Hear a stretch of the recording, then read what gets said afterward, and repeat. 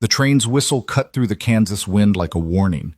Jonah Reed stood on that platform with a photograph in his calloused hand and a contract in his pocket, expecting a quiet woman who'd learned to make herself small. What stepped off that train instead was a force he hadn't prepared for. A woman in travel-worn leather boots, carrying a wooden case that didn't hold dresses, and eyes that had seen things she wasn't about to apologize for. In 30 seconds, everything Jonah thought he knew about this arrangement shattered. This wasn't the bride he ordered. This was something else entirely. If you want to see how a cowboy's careful plan falls apart when the wrong woman turns out to be exactly right, stay with me through every twist of this story. And when you're done, hit that like button and drop a comment with your city.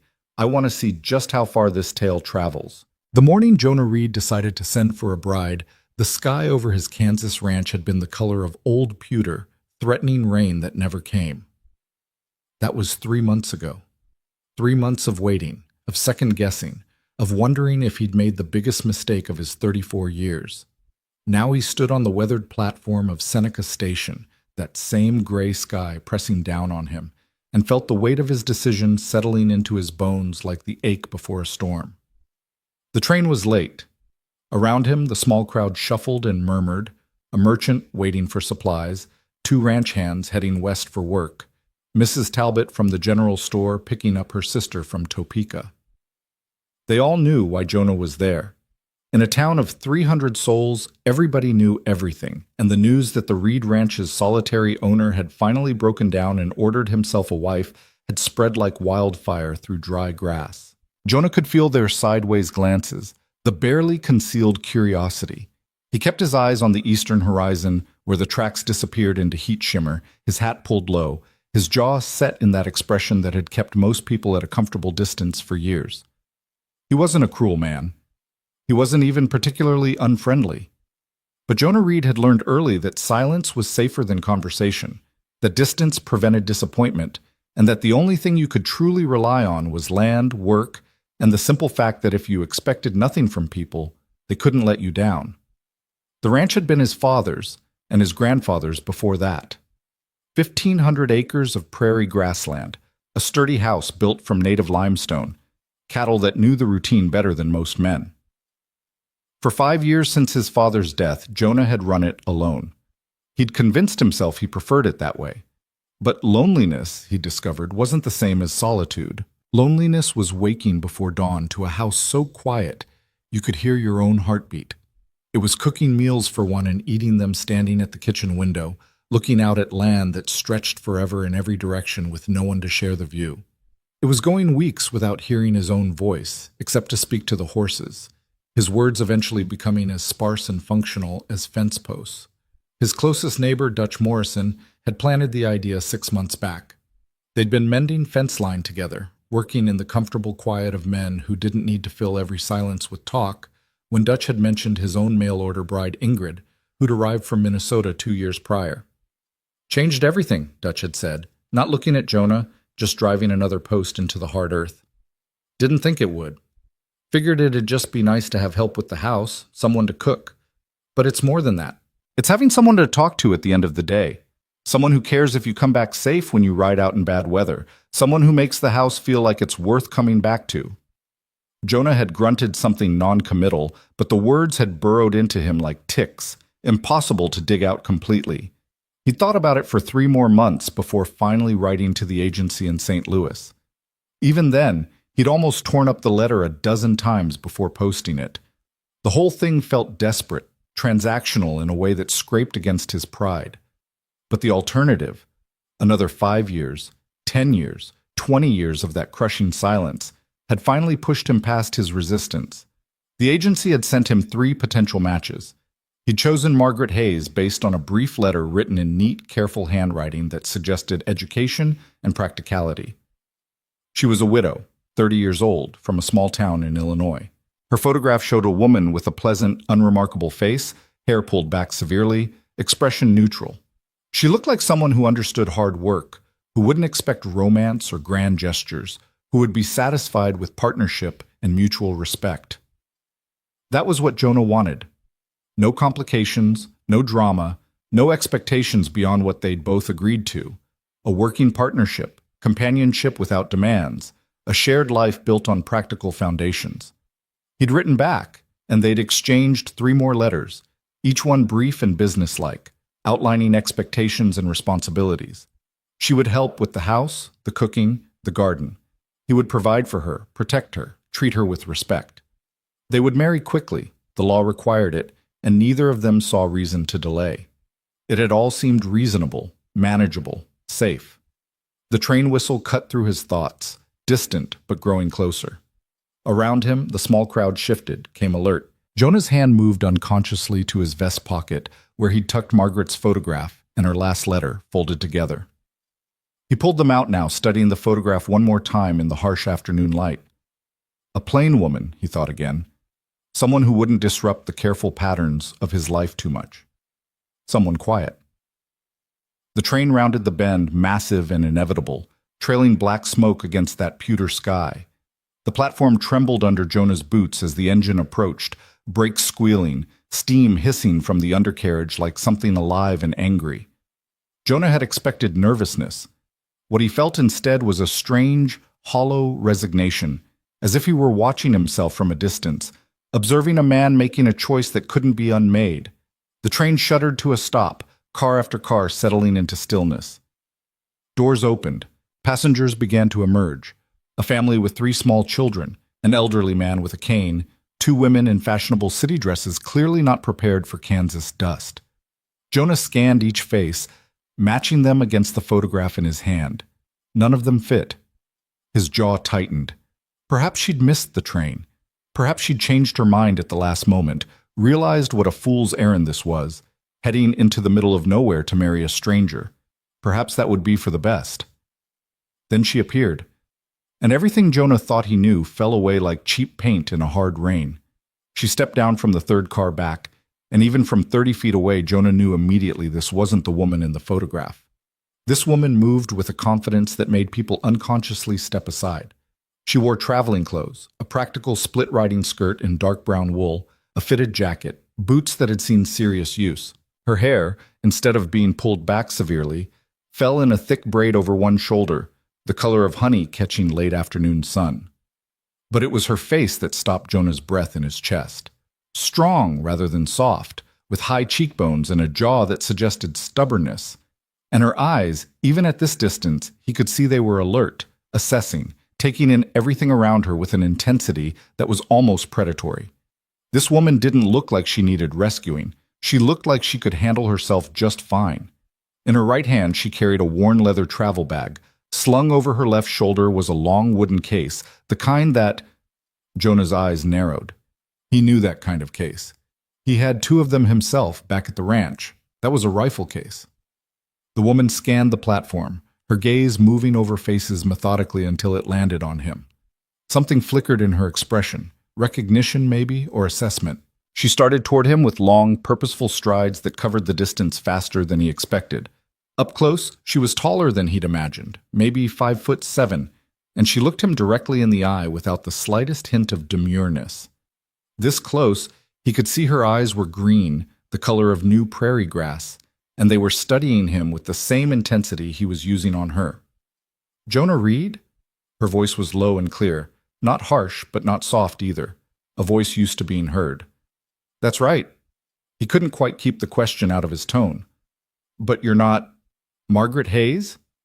She shifted her travel bag to her other hand, and he noticed the movement was economical, practiced.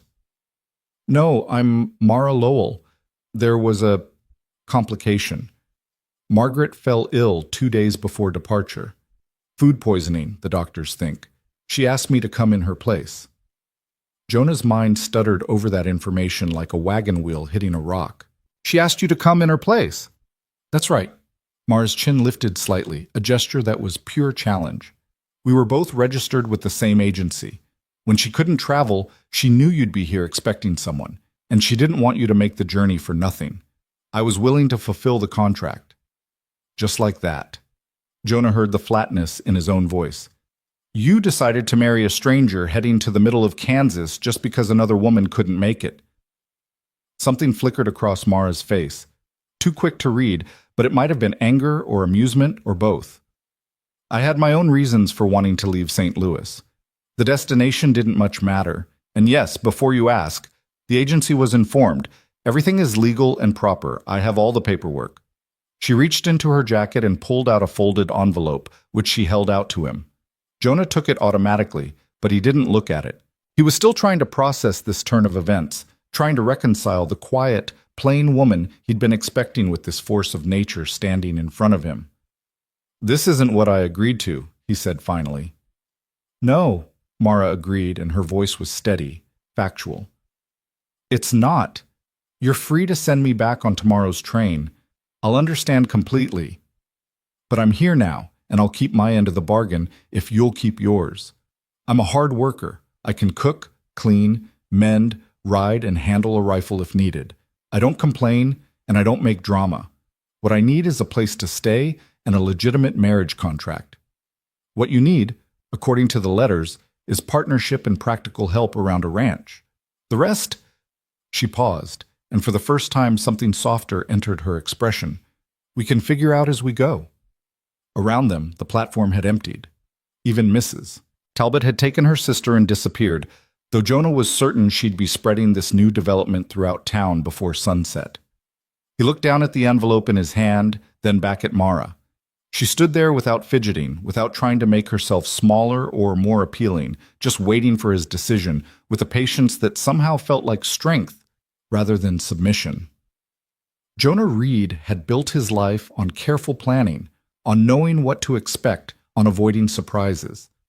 This woman was the opposite of everything he'd tried to arrange. And yet, there was something in her eyes, not desperation, not pleading, but a kind of fierce determination that he recognized because he saw it in his own mirror every morning. This wasn't a woman running toward something. This was a woman running from something, yes, but more than that, choosing something, claiming something. He'd been alone for 5 years. He'd sent for a bride because the alternative was drowning in silence. Whatever else Mara Lowell might be, she didn't look like someone who'd let him drown. "All right," he said, and watched surprise flash across her face, the first unguarded expression he'd seen from her. "The wagon's this way." He turned and started walking, half expecting her to stay rooted to the platform, to call after him with questions or conditions. Instead, he heard her boots on the wooden planks behind him, keeping pace. His wagon was tied up behind the station. Old but well-maintained, it had been his father's before it was his. Jonah had hitched up his 2 most reliable horses that morning, wanting to make a good impression. Now he wasn't sure what impression he'd made or what impression had been made on him. He loaded her travel bag into the back of the wagon, then reached for the wooden case. Mara's hand shot out, grabbing his wrist. "I'll handle that," she said, her voice sharp for the first time. Their eyes met. Jonah could feel the strength in her grip, not trying to hurt him, just making a point. He nodded slowly and released his hold on the case. Mara lifted it herself, settling it carefully in the wagon bed with a gentleness that confirmed his suspicion about what it contained. Then she pulled herself up onto the wagon seat without waiting for assistance, arranging her skirts efficiently, her hands folding in her lap. Jonah climbed up beside her, took the reins, and clicked his tongue. The horses started forward, pulling them away from the station and onto the dusty main street of Seneca. For several minutes, they rode in silence. The town gave way to open prairie almost immediately. This was frontier country, where civilization was still just a suggestion scratched onto an endless landscape. The road stretched ahead of them, 2 worn ruts through grass that moved like water in the constant wind. Jonah was acutely aware of the woman beside him. She sat straight-backed but not rigid, her eyes scanning the horizon the way his did, checking for weather, for landmarks, for anything out of place. Not the posture of a city woman unused to open spaces. This was someone who knew how to read land. "How far is the ranch?" Mara asked, breaking the silence. "About 12 miles. We'll be there before dark if the weather holds." She nodded, processing this. Then, "Tell me about it." "The ranch. 1,500 acres, cattle operation mostly. Some crops, but the land's better for grazing. House is stone, built by my grandfather. Sturdy, practical. 3 bedrooms, though I only use 1. Kitchen's big, my mother insisted on that. Root cellar, barn, stable, chicken coop, smokehouse. He was describing it like he'd describe property to a buyer, he realized. Factual, detached. But how else was he supposed to talk to this stranger who would be his wife? Any help? Mara asked. Hands? I've got 2 men who work the cattle during busy seasons, spring calving, fall roundup. They don't live on the property. Otherwise, it's just been me. That's a lot of work for 1 man. It is. More silence. The wagon creaked and rattled over the uneven road. A hawk circled overhead, riding thermals, hunting. You have questions, Mara said. It wasn't an accusation, just an observation. Jonah glanced at her. You planning to answer them? Depends on the questions. Fair enough, he supposed. The rifle. What about it? Not many women travel with a rifle. Not many women travel alone to marry strangers in Kansas, either. She turned to look at him directly. I know how to use it. My father taught me when I was 12. I'm a good shot, better than good. If that bothers you, I can keep it packed away. Doesn't bother me. And it didn't, he realized. If anything, it made him respect her more. Where are you from? Originally? Maryland, but I've lived in St. Louis for the past 2 years. Doing what? Mara's jaw tightened almost imperceptibly. Working. Various things. Whatever paid. The evasion was obvious, but Jonah decided not to push. They'd have time to learn about each other, or maybe they wouldn't. Maybe this whole thing was a disaster waiting to unfold. You said Margaret was sick, he said instead. You friends with her? We knew each other through the agency. We talked a few times. Mara's hands tightened slightly in her lap. She was kind. I think you would have liked her. Would have. Past tense, as if that arrangement was dead and buried now. Why'd you sign up with the agency? Jonah asked. The question came out more blunt than he intended, but he was past pretending this situation was normal. Mara was quiet for long enough that he thought she wasn't going to answer. Then, because I needed to leave St. Louis and I needed it to be permanent. Legal. A marriage contract provides that. And before you ask, no, I'm not running from the law. I haven't committed any crimes. I'm not wanted by anyone. The careful phrasing of that last sentence caught his attention. Not wanted by anyone, as in the law perhaps. But there was something else in her tone, something that suggested there might be someone wanting her in a different way. Someone going to come looking for you? He asked directly. No. The word was flat, final. I made sure of that. They rode on. The sun was starting its slow descent toward the horizon, turning the prairie grass gold. In the distance, Jonah could see the dark line of trees that marked the creek running through his property. Almost home. What are you expecting from this marriage? Mara asked suddenly. Honestly. Jonah considered the question.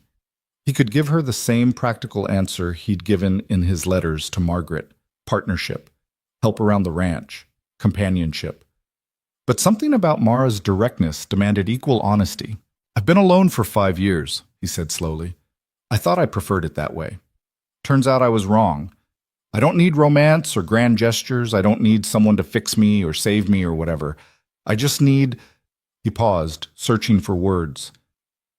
I need someone who makes the silence less empty. Someone who cares if I come home safe. Someone to build something with instead of just maintaining what's already here. He could feel her eyes on him, studying his profile. When she spoke again, her voice had lost some of its edge.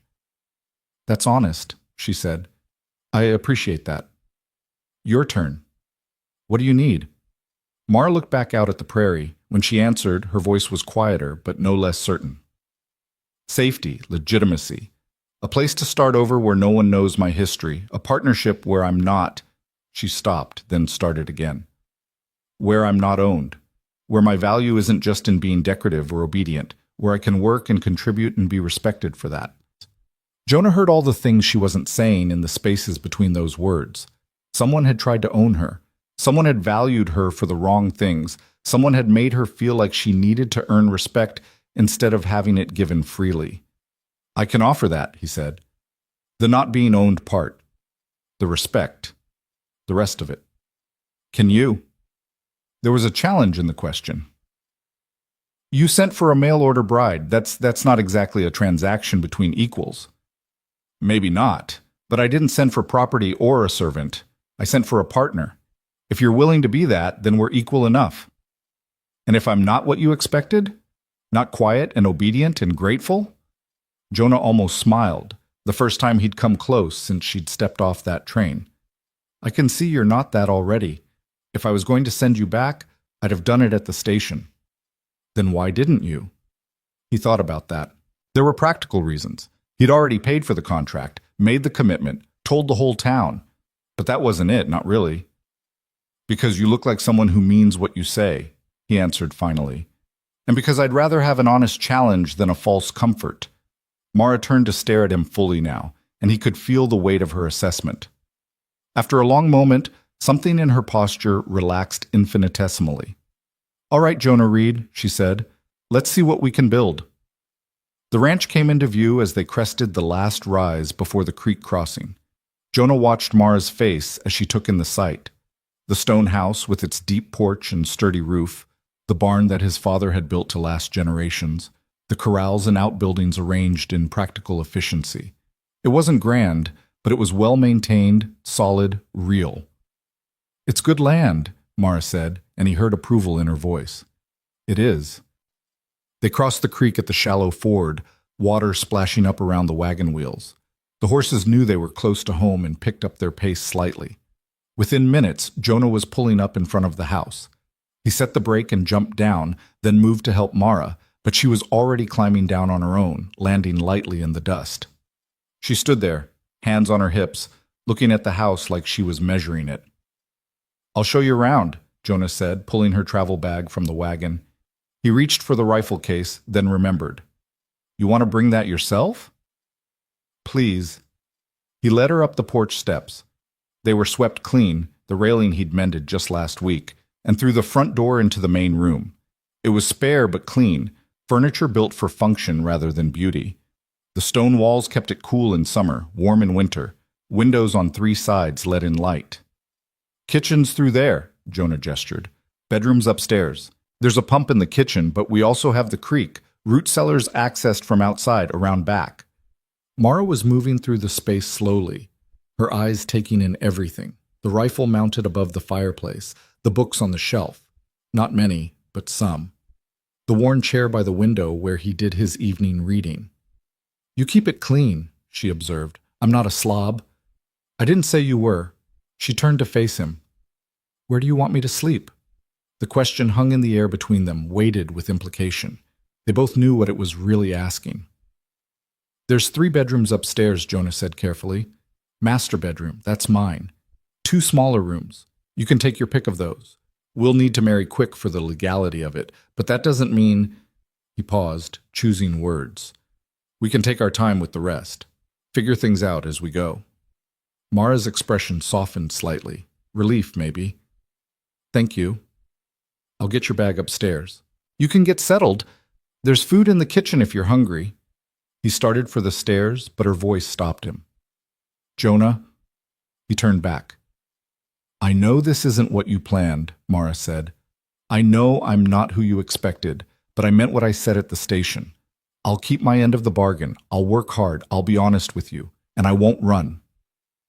Something about the way she said that last part, won't run, made him wonder who or what she'd run from before.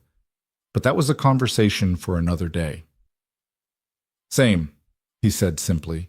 We'll figure it out. He carried her bag upstairs and set it in the smaller bedroom that faced east, the one with morning light. When he came back down, Mara had taken off her jacket and was standing at the kitchen window, looking out at the land beyond. From behind, with her braid hanging down her back and her shoulders squared, she looked like she'd been standing in that kitchen forever, like maybe she belonged there. It was probably a dangerous thought to have this soon, but Jonah couldn't quite shake it. There's a minister in town, he said. Reverend Crawford. We could ride in tomorrow, get the paperwork done. All right. You sure about this? Mara turned to face him, and her green eyes were steady, certain. I've never been more sure of anything in my life. Jonah nodded slowly. He believed her, though he wasn't entirely sure why. There was something in her voice, in the set of her jaw, that spoke of decisions made and commitments kept. I'll leave you to get settled then, he said. I need to check on the stock before dark. He was halfway to the door when she spoke again. "Jonah? That case, the wooden one. It's not just a rifle." He stopped, looked back. Mara's expression was difficult to read. "There's also a violin, in case you were wondering if I was only about survival." Then she turned back to the window, effectively dismissing him. Jonah walked out into the cooling evening, his mind churning. A rifle and a violin. Defense and beauty carried with equal weight. A woman running from something but refusing to arrive helpless. Someone who valued strength and art in the same breath. This wasn't at all what he'd signed up for. Standing in his barnyard, looking back at the house where light was starting to glow in the kitchen window, Jonah realized he might have gotten something better, or at least something more real. The night settled around the ranch, stars appearing one by one in a sky that seemed to stretch forever. Inside, Mara Lowell unpacked her few belongings and tried not to think about the life she'd left behind or the uncertain future she'd just committed to. Outside, Jonah Reed tended his animals and tried not to think about the quiet woman he'd expected or the complicated reality he'd received instead. Neither of them slept easily that first night, but in the morning they would ride to town together and sign papers that would bind them legally, if not yet emotionally. They would become husband and wife in the eyes of the law, two strangers trying to build something from practical necessity and desperate hope. Neither of them knew yet whether it would work, but both of them, in their own ways, were determined to try. The morning sun was barely a suggestion on the eastern horizon when Mara woke to the sound of boots on wooden stairs. She'd slept fitfully, every creak of the unfamiliar house jolting her awake, her hand instinctively reaching for the knife she kept under her pillow. Old habits died hard. She dressed quickly in the dim pre-dawn light, plaiting her hair with efficient fingers, pulling on the same traveling clothes from yesterday. Her other dresses, all two of them, could wait. Today she needed to appear strong, capable, unshakable. Today she would ride into town beside Jonah Reed and sign papers that would change everything. When she descended the stairs, she found him in the kitchen, fully dressed, pouring coffee from a battered pot. He looked up at her approach, and she saw the brief flicker of surprise cross his face. He hadn't expected her to be up this early. "Coffee?" he offered, his voice still rough with sleep. "Please." He poured her a cup without asking how she took it. The coffee was strong enough to strip paint, black as midnight, and she drank it gratefully. They stood in the quiet kitchen, two strangers about to legally bind their lives together, drinking bitter coffee while the world outside slowly brightened. "We should leave within the hour," Jonah said finally. "Service is at 10, but the Reverend will want to talk to us first. Ask questions." "What kind of questions?" "The kind that establish we're both entering this willingly, that neither of us is being coerced." He paused. "That we understand what marriage means." Mara met his eyes over the rim of her cup. "And what does it mean? To you?" Jonah set his cup down on the worn wooden table, his large hands wrapping around it like he needed something to hold on to. "It means I make a promise and keep it. It means you'll have my name, my protection, and everything I can provide. It means I won't lie to you, won't raise my hand to you, and won't treat you like property." The specificity of that last part made her wonder what he'd seen in his life to make him say it so deliberately. "And in return?" she asked quietly. "The same. Honesty, effort, showing up." He lifted his eyes to hers. "That's all. The rest, affection, intimacy, whatever else people expect from marriage, that comes if it comes. Or it doesn't. But the foundation has to be solid first." Mara felt something loosen in her chest, a knot she hadn't realized she'd been carrying. "That's more reasonable than most men would be." "I'm not most men." "No," she agreed, studying him in the growing light. "You're not."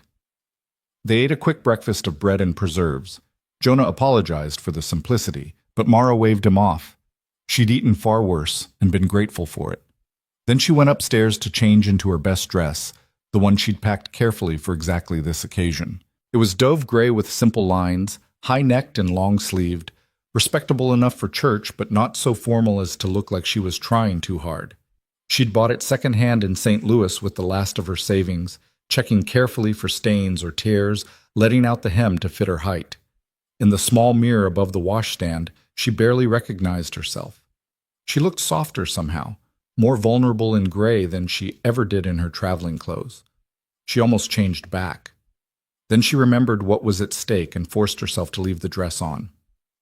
When she came downstairs, Jonah was waiting by the door, also changed into what must be his Sunday clothes: clean trousers, a pressed shirt, a vest that had seen better days but was well maintained. He'd shaved, and without the perpetual shadow of stubble, he looked younger, less weathered. His eyes widened slightly when he saw her. "You look," he started, then stopped, as if unsure whether complimenting her was appropriate. "Respectable," she supplied. "I was going to say pretty, but respectable works too." The unexpected honesty of it caught her off guard. She felt heat rise in her cheeks and turned away, busying herself with her gloves. Behind her, she heard him clear his throat. "Wagon's ready," he said, and she was grateful he didn't push the moment further. The ride into Seneca was different from yesterday's journey. Morning light softened everything, making the prairie look less harsh, more welcoming. Birds sang in the grass, and somewhere in the distance, cattle lowed.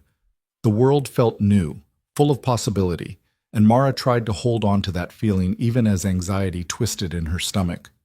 "Nervous?" Jonah asked, his eyes on the road ahead. "Wouldn't you be?" "I am." The admission surprised her. He didn't seem like a man who admitted weakness easily. "You could still change your mind," she said, testing him. "Send me back on tomorrow's train." "Could say the same to you." "I asked you first."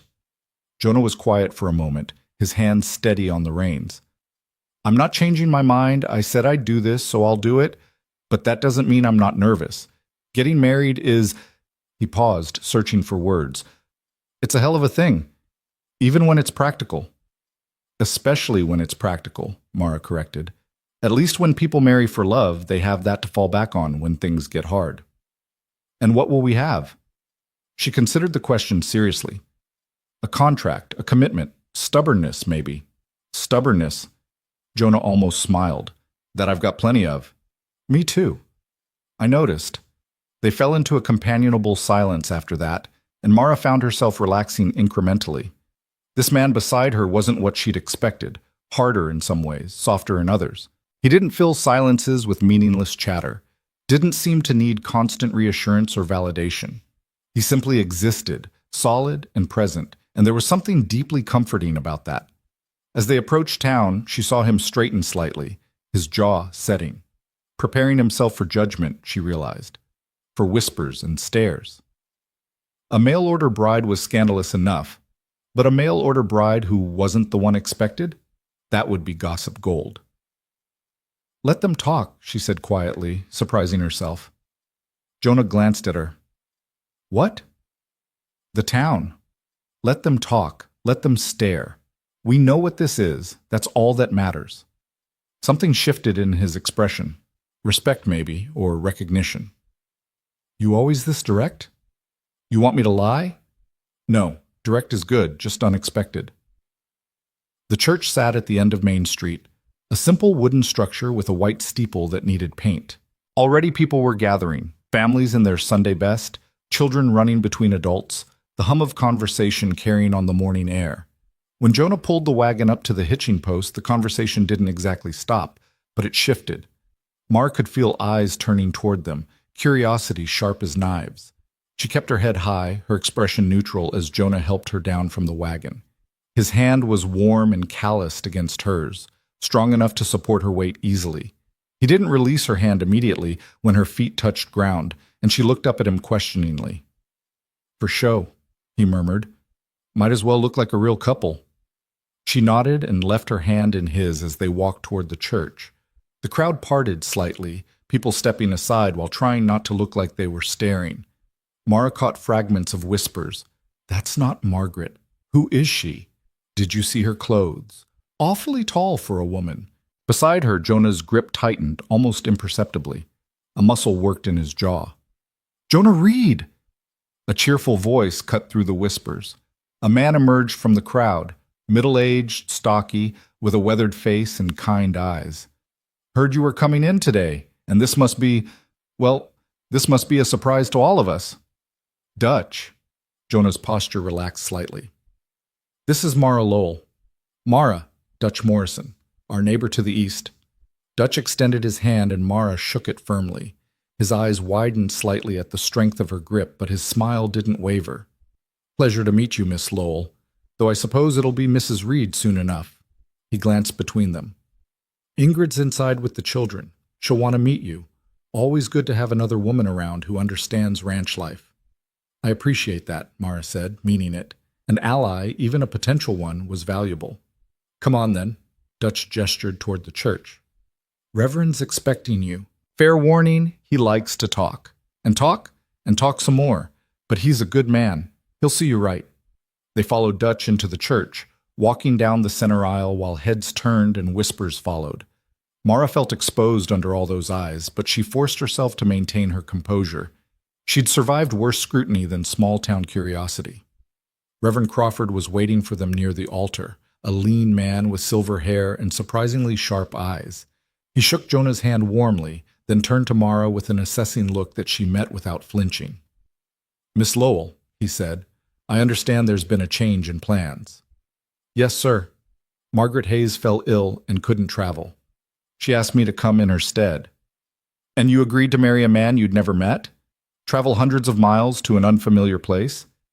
His tone wasn't accusatory, just curious, probing. Yes, sir. Why? The directness of the question was almost refreshing. Mara glanced at Jonah, who gave her a small nod. Your story to tell. Because I needed to leave St. Louis, she said carefully. And I needed it to be permanent, legal. A marriage contract provides that security. Mr. Reed needed a partner for his ranch. The arrangement is mutually beneficial. Love doesn't factor into your calculation? Love is a luxury, Mara said flatly. Survival comes first. Partnership, respect, honest work, those are things you can build on. Love might come later, or it might not. But at least we'll have a foundation. Reverend Crawford studied her for a long moment, then turned to Jonah. And you, Jonah? You're comfortable with this arrangement? I am. Even though she's not the woman you corresponded with? Even though. Why? Jonah took his time answering. Because she's honest. Because she's strong. Because she'll be a real partner, not just someone playing a role. That's worth more than familiar letters and a photograph that matched expectations. The Reverend's expression softened slightly. All right, let's talk privately, shall we? There are things we need to discuss before the ceremony. He led them into a small office off the main sanctuary. It smelled of old books and beeswax, and sunlight filtered through a dusty window. They sat in wooden chairs that creaked under their weight while the Reverend settled behind his desk. I need to be satisfied that you're both entering this marriage willingly, he began. Miss Lowell, are you being coerced in any way? Threatened? Are you running from danger? No, sir. I'm making a choice. My own choice. And you, Jonah, you're not feeling obligated because you made arrangements and don't want to disappoint? No. If I didn't want to do this, I wouldn't. The Reverend nodded slowly. Marriage is a sacred bond, he said, and Mara tensed, expecting a sermon. But he surprised her. It's also a legal contract with real consequences. You'll be bound to each other in the eyes of the law. Her debts become yours, Jonah. Your property becomes shared. If either of you has secrets or complications, now is the time to speak. Silence stretched in the small office. Mara's heart hammered against her ribs. She had secrets, plenty of them, but none that would affect the legality of this marriage. I have no debts, she said finally. No legal entanglements. No husband or children hidden somewhere. I'm free to marry. Jonah? Same. Ranch is mine, clear title. No debts beyond normal operating costs. No wife or family. All right then. The Reverend pulled out a ledger and began filling in information, asking them questions about dates and places of birth, previous residences, next of kin. The bureaucratic nature of it was oddly calming, just paperwork, just details, nothing magical or romantic about it. When he finished, he looked up at them both. The ceremony will be brief. I'll ask you each to make vows. Do you want traditional words, or would you prefer to speak your own? Mara and Jonah exchanged glances.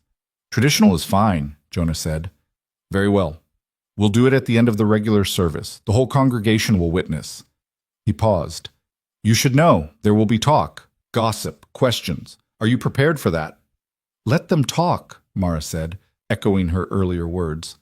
The Reverend smiled slightly. You're stronger than you look, Miss Lowell. That's good. You'll need to be. He stood, signaling the end of their private conversation.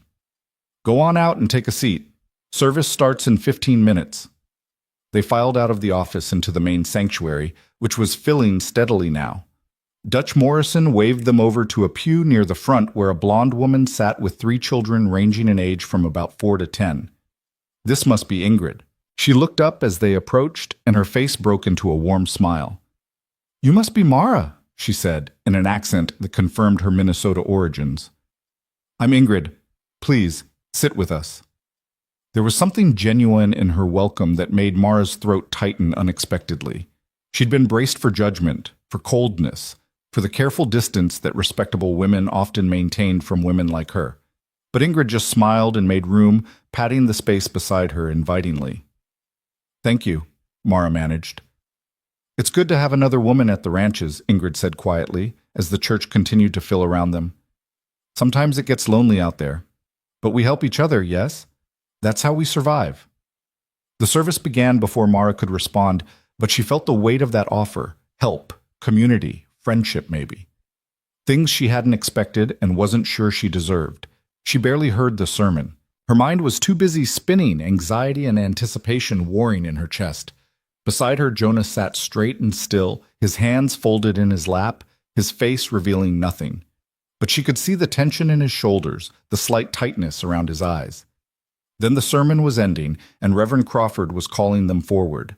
Mara stood on legs that felt unsteady.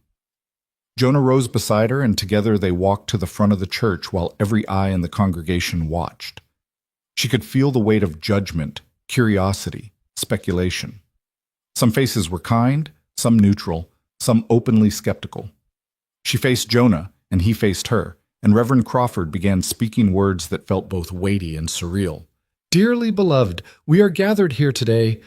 The words washed over her. She found herself focusing instead on Jonah's face, the strong lines of it, the steadiness in his eyes, the way he was looking at her like she was real and present, and not just a placeholder for someone else. Do you, Jonah Reed, take this woman to be your lawfully wedded wife? I do. His voice was firm, certain, no hesitation. And do you, Mara Lowell, take this man to be your lawfully wedded husband? This was it. The moment where everything changed, where she committed to a path she couldn't reverse. Behind her, she could hear someone shift in their seat, a child whisper something. The whole town was waiting for her answer. She thought of the life she'd left behind, the fear, the running, the constant looking over her shoulder. She thought of the life she might build here, work, purpose, maybe even peace. I do, she said, and her voice didn't waver. Reverend Crawford smiled. Then by the power vested in me by the territory of Kansas, I pronounce you husband and wife. Jonah, you may kiss your bride. Mara's heart stuttered. They hadn't discussed this part. Jonah's eyes met hers, a question in them. Permission asked and granted in a single look. Then he leaned in, and his lips brushed hers, brief and chaste, and somehow more intimate for its gentleness. When he pulled back, his hand found hers and squeezed once. We did it, he murmured, so quietly only she could hear. We did, she agreed, and felt something shift inside her. Not love, not yet, but possibility. The congregation erupted in polite applause, and then they were being congratulated, hands shaken, well wishes offered. Some were genuine, some perfunctory, some edged with barely concealed curiosity. Mara smiled and thanked people and tried to remember names while her mind spun with the reality of what she'd just done.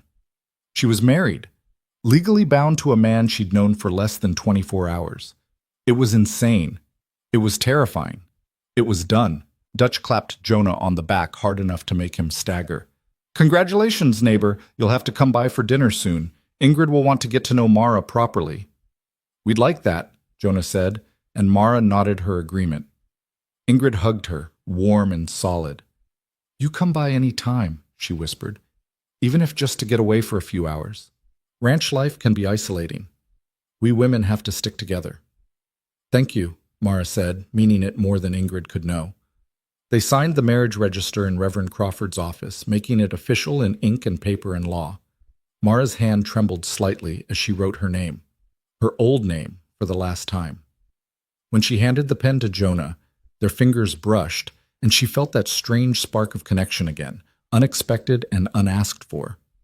By the time they made it back to the wagon, the sun was high and hot. Mara's dress felt stifling, and she longed to change back into her practical clothes. Jonah seemed to sense her discomfort. "We can head home," he said, "unless you want to stay in town, get supplies, or—" "Home," Mara said firmly, then caught herself. "I mean, the ranch, if that's all right." Jonah's lips quirked. Not quite a smile, but close. "It's your home now, too. You can call it that." The ride back felt different from the morning journey. They were different now. Legally bound, carrying new names and new responsibilities. The silence between them wasn't uncomfortable, but it was charged with awareness. Halfway home, Jonah spoke. "You handled that well, the town, the whispers, all of it. I've had practice being stared at. Want to tell me why?" Mara was quiet for a long moment. Then, carefully, "Maybe someday. Not today." "Fair enough." They crossed the creek and the ranch came into view. Mara felt something settle in her chest at the sight. Not quite belonging, but maybe the beginning of it. Jonah pulled the wagon up to the house and helped her down. This time, when his hand circled her waist, they lingered a moment longer. This time, she didn't pull away immediately. "I'll unhitch the horses," he said. "You should change, get comfortable." Mara nodded and went inside, climbing the stairs to her room. She still thought of it as her room, not theirs, and she was grateful Jonah seemed to understand that distinction. She changed quickly back into her practical clothes, braided her hair tightly, and felt more like herself than she had all morning. When she came back downstairs, Jonah was in the kitchen, pulling food from the icebox. "Figured we should eat something," he said. "It's been a long morning." "Let me," Mara said, moving past him to survey what was available. Bread, cheese, some cold meat, eggs. She could work with this. Within 20 minutes, she had a simple meal prepared. Eggs scrambled with herbs she'd found in the window box, bread toasted over the stove, cheese sliced neatly. Nothing fancy, but solid and nourishing. They ate at the kitchen table, and Mara became aware of Jonah watching her between bites. "What?" she asked. "You cook like someone who's done it a lot. Not fancy, but efficient." "I worked in a boarding house for a while, in St. Louis. Cooked for 20 people 3 times a day. You learn to be efficient." "What else did you do, in St. Louis?" Mara set down her fork. "Why do you want to know?" "Because you're my wife now. Because I'd like to understand who you are." It was reasonable, she supposed. She'd married him. She owed him at least some truth. "I did whatever work I could find," she said carefully. "The boarding house, laundry work, some sewing. For a while I worked in a dry goods store. Nothing lasted long. I kept having to move, find new places." "Because someone was looking for you." It wasn't a question. Mara met his eyes. "Yes. But they're not looking anymore." "No." "You sure about that?" "Yes." She said it firmly enough that he nodded, accepting. "All right, you don't have to tell me the whole story, not today. But eventually, she agreed. "When I'm ready." They finished eating in silence. Mara cleared the dishes and washed them while Jonah disappeared outside. Through the window, she could see him checking on the horses, moving with the easy confidence of a man comfortable in his space. This was her life now. This kitchen, this ranch, this man. The strangeness of it threatened to overwhelm her, but she pushed the feeling down. She'd survived worse than strangeness. She'd survived this too. By late afternoon, Mara had explored the house thoroughly, taking inventory of supplies, noting what needed attention. The house was clean but sparse, clearly the home of a man who saw no point in decoration. She could work with that. She found Jonah in the barn, working on a broken harness. He looked up as she entered, wiping his hands on a rag. "Something wrong?" "No, just wanted to see what you were doing." He gestured at the harness. "Strap broke yesterday. Been meaning to fix it." Mara moved closer, examining the damage. "You need to replace the whole section. That leather's too worn to just stitch. You know leatherwork? My father was a saddler. I learned young. Jonah held out the harness. Show me. For the next hour, they worked together, Mara's hands sure and skilled as she replaced the worn section with new leather from Jonah's supply, stitching it with strong, even strokes. Jonah watched, asking occasional questions, clearly impressed. You're full of surprises, he said when she finished. So are you. How so? You actually listen. Most men just talk. Jonah smiled, a real smile this time, transforming his serious face. Maybe I like learning things. They worked together until dusk, Mara following Jonah through evening chores, learning the routines of the ranch, feeding the horses, checking the cattle in the near pasture, gathering eggs from the coop. She moved with confidence, unafraid of the work, her hands capable. Watching her navigate the henhouse without hesitation, Jonah felt something shift in his chest. This woman, his wife, was nothing like what he'd expected, but maybe that wasn't a bad thing. As darkness fell, they returned to the house together. The evening stretched ahead of them, full of uncertain potential. In the kitchen, Mara put water on for coffee while Jonah lit the lamps. You play that violin? He asked suddenly. Mara stilled. Sometimes, when I need to. Would you play tonight? She turned to face him, surprised. You want me to? If you're willing. After a long moment, she nodded. All right, after coffee. They sat in the gathering darkness, drinking bitter coffee and not talking, but the silence felt different now, less like separation and more like companionship growing between two people learning each other's edges. Finally, Mara rose and went upstairs.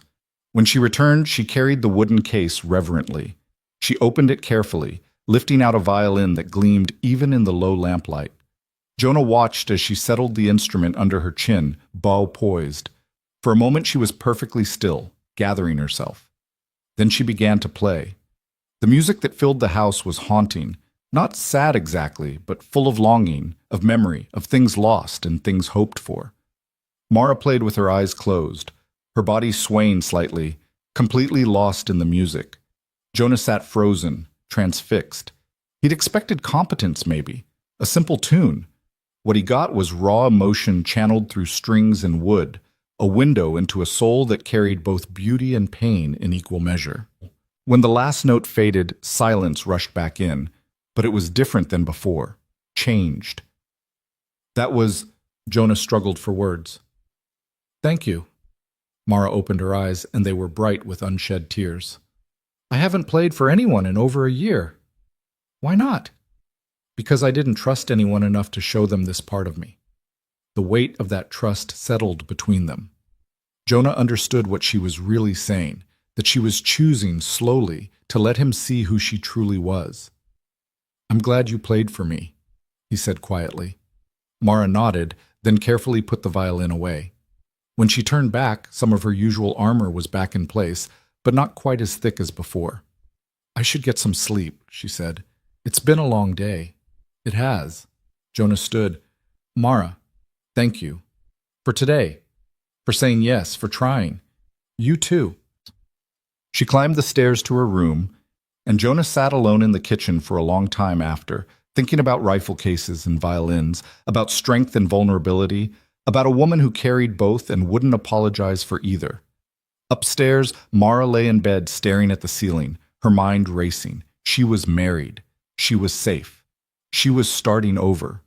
And for the first time in longer than she could remember, she felt something that might be hope taking root in the frightened, guarded places of her heart. Outside, the prairie wind sang through the grass, and somewhere in the distance, a coyote called to the moon. The ranch settled into nighttime rhythms, and two people who'd been strangers that morning drifted toward sleep under the same roof, bound by law and contract, and the first fragile threads of something that might someday become more. The days that followed their wedding fell into a rhythm that surprised them both with its ease. Mara rose before dawn, moving quietly through the house so as not to wake Jonah, though she soon discovered he was usually already up, out tending to the animals before first light. They'd meet in the kitchen as the sun crept over the horizon, sharing coffee and planning the day's work with an efficiency that felt almost practiced. She learned the ranch quickly, her mind cataloging details the way she'd learned to catalog exits and hiding places in her previous life. The creek ran cold and clear through the eastern pasture. The barn needed new shingles on the north side. The vegetable garden behind the house had gone to weeds but could be salvaged. Jonah's two seasonal hands, Sam and Red, were good workers but needed clear direction. Jonah, for his part, watched his new wife move through his world and felt his preconceptions crumbling daily. She didn't just help with chores, she improved them, finding more efficient ways to organize the tack room, suggesting better rotation for the pastures, fixing the sticky latch on the chicken coop door with a competence that spoke of real experience. 3 days after the wedding, she was in the garden pulling weeds when she heard the sound of approaching horses. She stood, shading her eyes against the afternoon sun, and saw 3 riders coming up the main road. 2 women and a man moving at a leisurely pace that suggested a social call rather than urgent business. Mara wiped her hands on her apron and walked toward the house just as Jonah emerged from the barn. Their eyes met across the yard, and she saw the slight tightening of his jaw. He recognized the visitors and wasn't entirely pleased about it. "Town council," he said quietly as she reached his side. "Eleanor Hartwick, Catherine Brennan, and Tom Fletcher. They'll want to inspect you." "Inspect me?" "Essentially." His voice was flat. "They like to know everyone's business.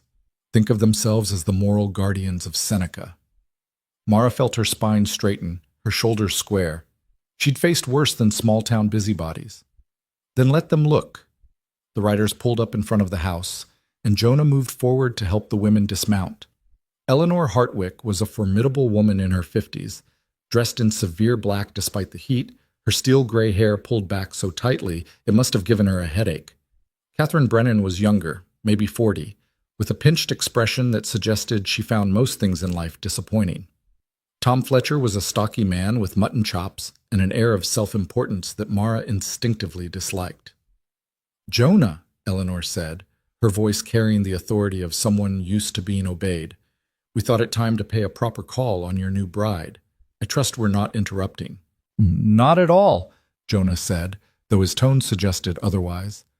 "Mara, these are some of our neighbors from town." Mara stepped forward, extending her hand. "Mrs. Hartwick, Mrs. Brennan, Mr. Fletcher, it's a pleasure." Eleanor took her hand limply, as if afraid of contamination. "Yes, well, quite the surprise you gave us all, my dear. We were expecting Margaret Hayes." "Circumstances changed," Mara said evenly. "Margaret fell ill and couldn't travel. I came in her place." "How very convenient for you." Catherine's voice dripped with false sweetness. "Finding yourself a husband and a home all in one day." The implication was clear that Mara had somehow orchestrated Margaret's illness, had stolen her place, had trapped poor Jonah Reed into an arrangement he hadn't wanted. Mara felt anger flare in her chest, but kept her expression neutral. "The agency arranged everything properly," she said. "All the paperwork is legal and filed. If you'd like to inspect it—" "That won't be necessary," Tom Fletcher interrupted, though his eyes suggested he'd very much like to inspect something. His gaze traveled over Mara in a way that made her skin crawl. "Though one does wonder about a woman willing to travel so far to marry a stranger. What exactly were you running from, Mrs. Reed?" Beside her, Mara felt Jonah tense, but before he could speak, she laid a hand on his arm, a gentle restraint, and answered herself. "I was running from nothing, Mr. Fletcher. I was running toward something, opportunity, a new start, an honest partnership, the same things anyone would want." She paused, letting her words settle. "Unless you're suggesting there's something shameful about a woman wanting to build a life on her own terms." Eleanor's eyes narrowed. "There's nothing shameful about it, dear, but surely you can understand our concern. Jonah is a respected member of this community. We simply want to ensure that his reputation and his welfare aren't compromised by hasty decisions." "His reputation?" Mara repeated slowly. "Not mine. His. Well, naturally." "Naturally what, Mrs. Hartwick? Naturally I'm the suspicious element here? Naturally my character should be questioned while his is assumed beyond reproach?" Mara's voice remained calm, but there was steel underneath. "I'm his wife, legally married before the whole congregation, unless you're suggesting Reverend Crawford performed an improper ceremony." The air crackled with tension. Catherine gasped softly. Tom's face reddened, and Eleanor's expression turned glacial. "We're suggesting nothing of the sort," Eleanor said icily. "We're simply concerned citizens doing our civic duty." "Then consider your duty done." Jonah's voice cut through the tension like a blade. "You've met my wife. She's exactly what I needed. Capable, honest, and strong enough to handle this life. If that doesn't meet with your approval, that's unfortunate but ultimately irrelevant. This is my ranch, my marriage, and my business." The words hung in the air, unmistakable in their finality. Tom Fletcher's face darkened further. "Now, see here, Reed." "No, you see here." Jonah's voice didn't rise, but it carried absolute authority. "I appreciate your concern, but I didn't ask for it, and don't need it. Mara is my wife, and she'll be treated with the same respect you'd show any married woman in this community. Is that clear?" Eleanor stared at him for a long moment, clearly unaccustomed to being dismissed so thoroughly. Finally, she gathered her reins with sharp, jerky movements. "Quite clear," she said.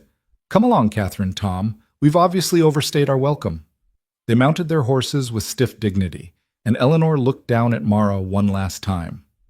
"I do hope you know what you've gotten yourself into, Mrs. Reed. Ranch life is harder than most city women expect. It would be a shame if you found yourself overwhelmed." "I appreciate your concern," Mara said, matching Eleanor's false sweetness.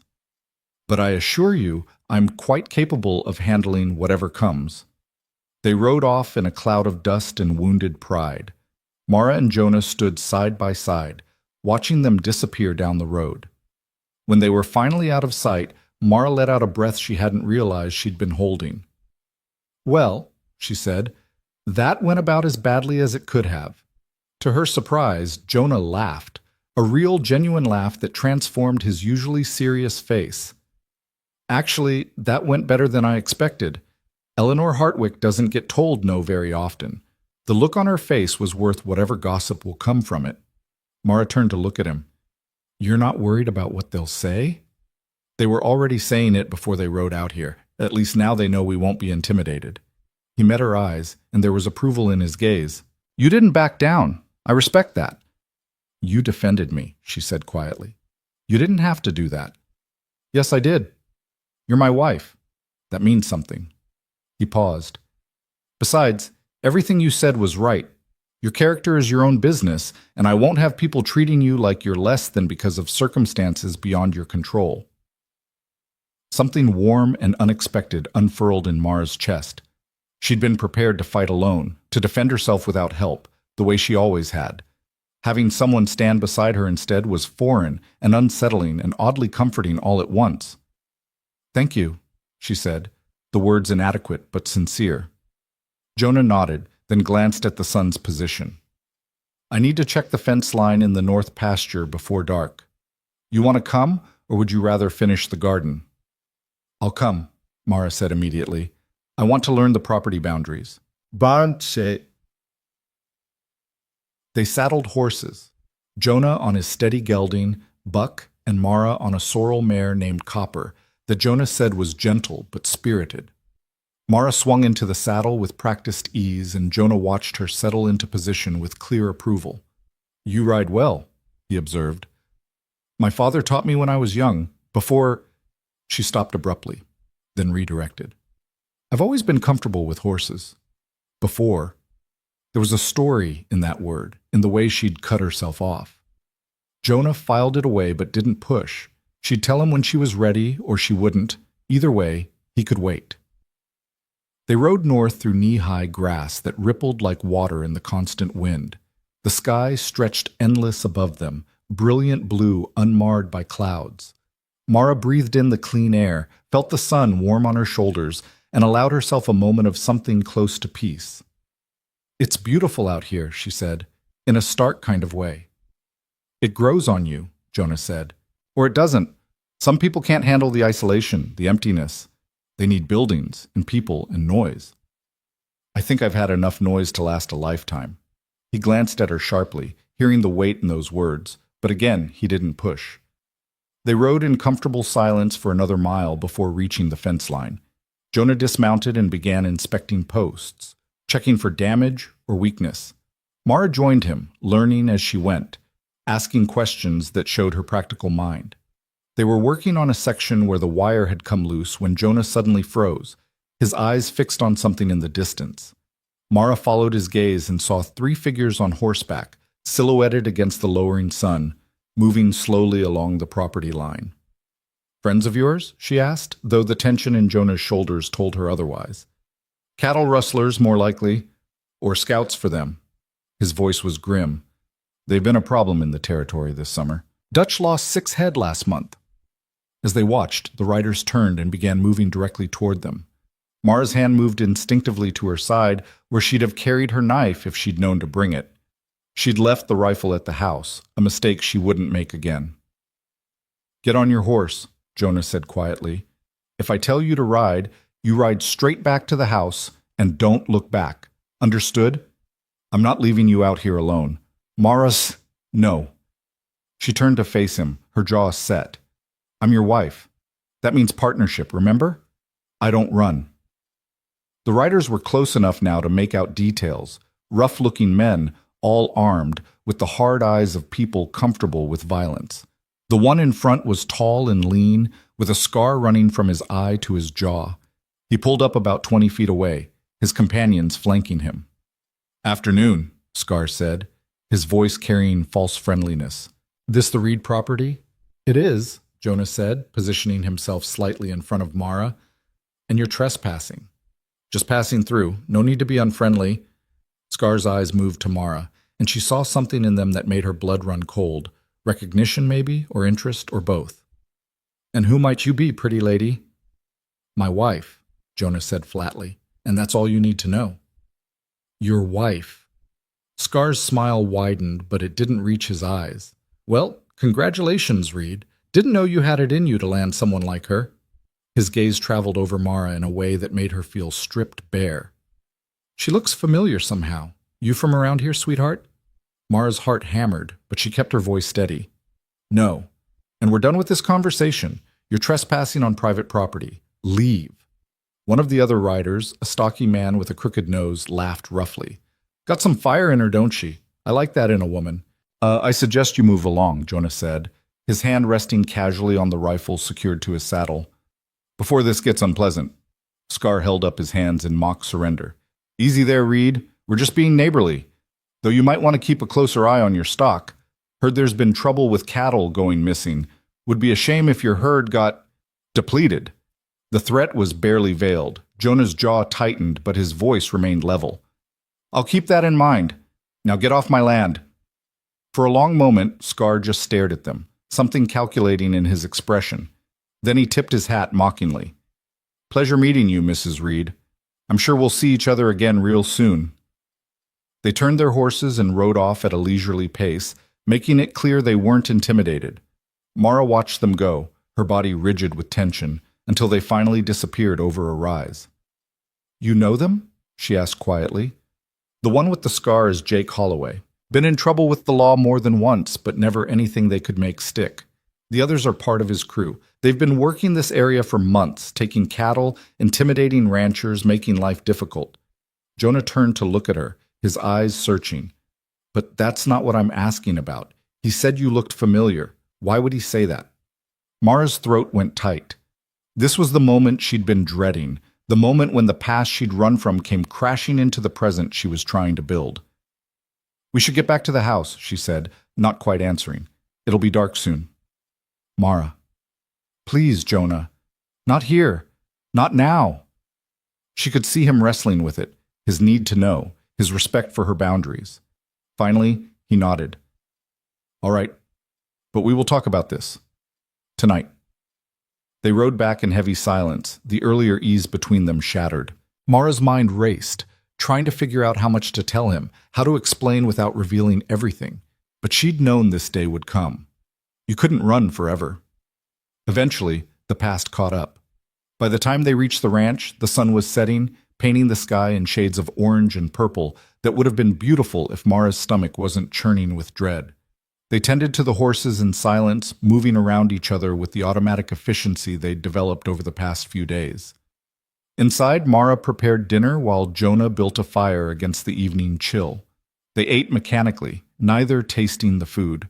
When the dishes were cleared, Jonah poured them each a whiskey, something he'd never done before, and carried both glasses to the table. "All right," he said, sitting down across from her. "Talk to me." Mara wrapped her hands around the glass, drawing warmth from it, and forced herself to meet his eyes. "I told you I was running from something. Someone. I remember. His name is Richard Thornton. He's from a wealthy family in Maryland. Banking, shipping, investments, old money. Respectable." The word came out bitter. "I met him 2 years ago when I was working as a companion to an elderly woman in Baltimore. He was charming at first, attentive. He courted me properly, or so I thought." She took a sip of whiskey, felt it burn down her throat. Jonah waited, patient and still. "He asked me to marry him after 3 months. I said yes. I thought—" Her voice cracked slightly. "I thought I was lucky. A man like him, wanting someone like me. I should have known better." "What happened?" "The engagement was announced, and everything changed. Suddenly, I wasn't a person anymore. I was a possession he'd acquired. He wanted to control everything, what I wore, where I went, who I spoke to. And when I objected, when I tried to maintain any independence—" She stopped, her hand unconsciously moving to her ribs where the worst bruise had been. Jonah's expression darkened. "He hit you?" "Yes. And when I tried to break the engagement, he told me I couldn't, that I'd made a commitment, that his reputation was at stake, that I belonged to him now." Mara's hands tightened around the glass. "So I ran. I took what money I had saved, left everything else, and disappeared into St. Louis. I found work, kept moving, changed my name twice. But he looked for me. Hired men to find me. Like Holloway. Maybe. I don't know if he'd hire someone like that, but—" She met Jonah's eyes. "Richard is the kind of man who doesn't accept losing. If he found out where I was, he'd come for me. Or send someone." Silence filled the kitchen, broken only by the crackle of fire and the wind outside. Jonah drained his whiskey in one swallow, set the glass down carefully. "Does he know you came to Kansas?" "I don't think so. The marriage agency was careful. Everything was under my assumed name. When I married you, I took your name legally. It's the first real protection I've had." She paused. "But if someone like Holloway recognized me somehow, or if word gets back, it won't matter." Jonah's voice was flat, certain. "You're my wife, legally bound to me. Whatever contract or engagement you had with Thornton was broken when you married me. He has no claim. The law won't stop a man like Richard. Maybe not, but I will." Mara stared at him, seeing the absolute conviction in his face. "You don't understand what you're saying. He's powerful, connected. He could make life very difficult for you." "Let him try." Jonah leaned forward, his eyes intense. "You're under my protection now, Mara. That's not just words. Any man who wants to get to you has to go through me first, and I promise you, they won't find that easy." Something broke open in Mara's chest, relief and fear and gratitude all tangled together. She'd been carrying this alone for so long, looking over her shoulder, jumping at shadows. The idea that someone would stand between her and danger, would choose to put himself at risk for her sake, was almost incomprehensible. "Why?" she whispered. "Why would you do that for me?" "Because you're my wife. Because you deserve better than living in fear. Because—" He stopped, seemed to search for words. "Because in the few days I've known you, you've shown me more courage and honesty than most people manage in a lifetime. That means something." Tears pricked at Mara's eyes, but she blinked them back fiercely. She'd cried enough over Richard Thornton. She wouldn't waste more tears on him now. "Thank you," she managed, "for listening, for not sending me away." "Why would I send you away?" "Because I brought trouble with me. Because I wasn't completely honest at the start. Because you did what you had to do to survive." Jonah reached across the table and took her hand, the first time he'd initiated contact that wasn't necessary or practical. His hand was warm, calloused, steady. "That's not something to apologize for." They sat like that for a long moment, hands joined across the table, something shifting between them that was deeper than their careful partnership had allowed for. This wasn't just a practical arrangement anymore. This was real. Finally, Mara pulled her hand back gently. "I should tell you the rest. About the rifle and why I know how to use it. You don't have to. Yes, I do. She took a breath. After I ran, after the first time Richard's men found me in St. Louis, I realized I couldn't depend on hiding alone. I needed to be able to protect myself. So I found someone to teach me, an old soldier who ran a shooting range. He taught me how to handle a rifle, how to shoot accurately, how to defend myself if I needed to. That's why you travel with it. Yes, and why I won't apologize for it, won't keep it hidden away like something shameful. It represents my refusal to be helpless again. Jonah studied her face in the lamplight. I wouldn't ask you to hide it or give it up. A woman who can protect herself is stronger than one who can't. There's no shame in that. Most men wouldn't see it that way. I'm not most men. I thought we'd established that. Despite everything, Mara felt herself smile slightly. Yes, I suppose we have. Later that night, lying in her bed, unable to sleep, Mara heard footsteps on the stairs and then the creak of floorboards in the hallway outside her door. They paused there, and she knew Jonah was standing just beyond the threshold, perhaps wrestling with whether to knock, to check on her, to say something more. After a long moment, the footsteps moved away to his own room. But something had changed. The walls between them, literal and metaphorical, felt thinner now, more permeable. She'd told him the truth, or most of it, and he hadn't turned away.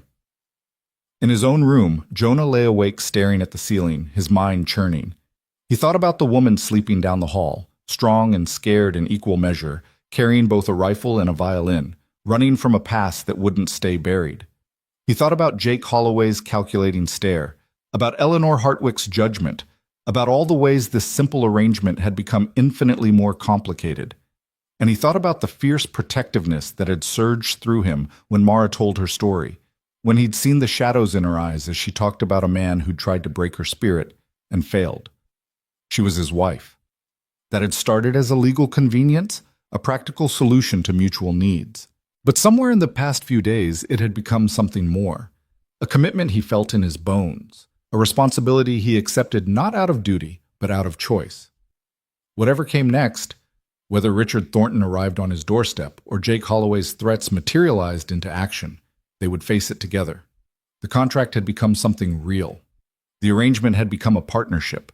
And though neither of them would say it aloud yet, though both were too guarded and wounded to name it, the foundation of something deeper was being laid, brick by careful brick, truth by hard-won truth, in the quiet spaces between words and in the growing trust that neither had expected to find. Outside, storm clouds gathered on the horizon, and the wind picked up, carrying with it the promise of rain and change. The ranch settled into darkness, sheltering two people learning to stand together against whatever storms might come. The storm broke just after midnight, rain hammering against the roof with such force that Mara jolted awake, her heart racing before her mind caught up with where she was. Not the cramped boarding house room in St. Louis, not the temporary lodgings where she'd hidden and waited and feared. The Reed Ranch, her home now, however strange that still felt. Lightning split the sky, illuminating her small room in stark white flashes. Thunder followed so close behind it shook the windows in their frames. Mara sat up, drawing her knees to her chest, listening to the fury of the storm and trying to calm her breathing. She'd never been afraid of weather, but something about the violence of it tonight set her nerves on edge. A soft knock at her door made her freeze. "Mara?" Jonah's voice, low and careful. "You all right?" She wrapped the blanket around her shoulders and went to open the door. He stood in the hallway holding a lamp, still fully dressed despite the hour, his hair damp. "I'm fine," she said. "You?" "Roof's leaking in the back bedroom. Been trying to catch it with buckets." Another crack of thunder punctuated his words. "Thought I'd check on you while I was up." "I can help," she said immediately, turning back to grab her robe. "You don't have to." "I know. I want to." They worked together in the third bedroom, positioning buckets and pans under the steady drips, mopping up water that had already pooled on the floor. The storm raged outside, turning the world beyond the windows into sheets of gray water. "I'll need to patch that section come morning," Jonah said, frowning up at the ceiling. "Been meaning to get to it all summer." "I can help with that, too. I worked on a roofing crew for 2 weeks in St. Louis. Didn't love the heights, but I learned the basics. He looked at her with that expression she was coming to recognize, surprise layered with growing respect. You keep surprising me. Is that good or bad? Good. He set down the mop and met her eyes. Definitely good. Lightning flashed again, closer this time, and the lamp flickered ominously. They both looked at it, then at each other. We should probably get downstairs, Jonah said. Safer there if the storm gets worse. They retreated to the kitchen where the stone walls felt more solid, more protective. Jonah rekindled the fire while Mara put coffee on to heat. Neither of them suggested going back to bed.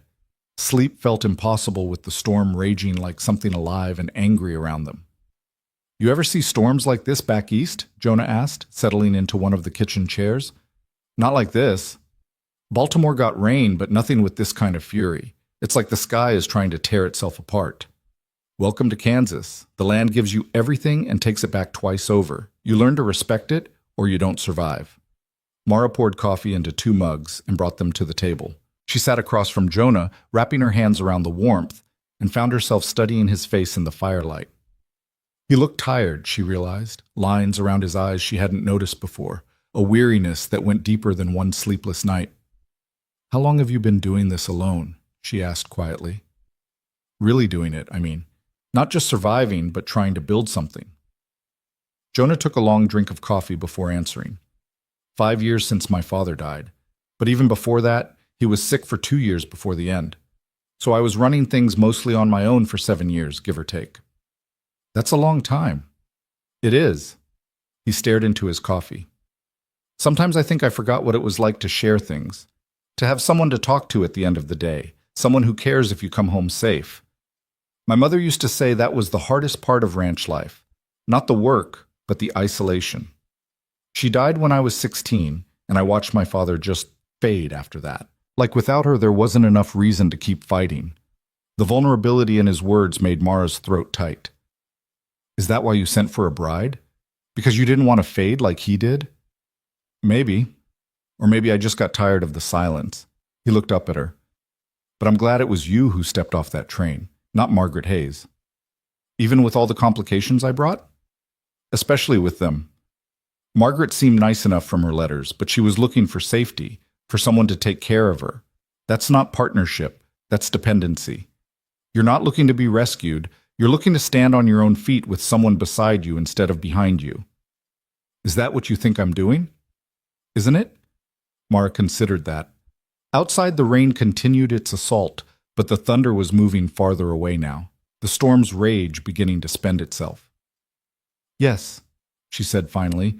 I spent 2 years being afraid, always moving, never settling. I was surviving, but I wasn't living. Coming here, marrying you, it was the first real choice I'd made in longer than I could remember. Not running away from something, but choosing something. And now that you're here, now that you've had a few days to see what this life really is, now I'm more certain than I was at the station. She met his eyes directly. This isn't easy, and I don't expect it to become easy.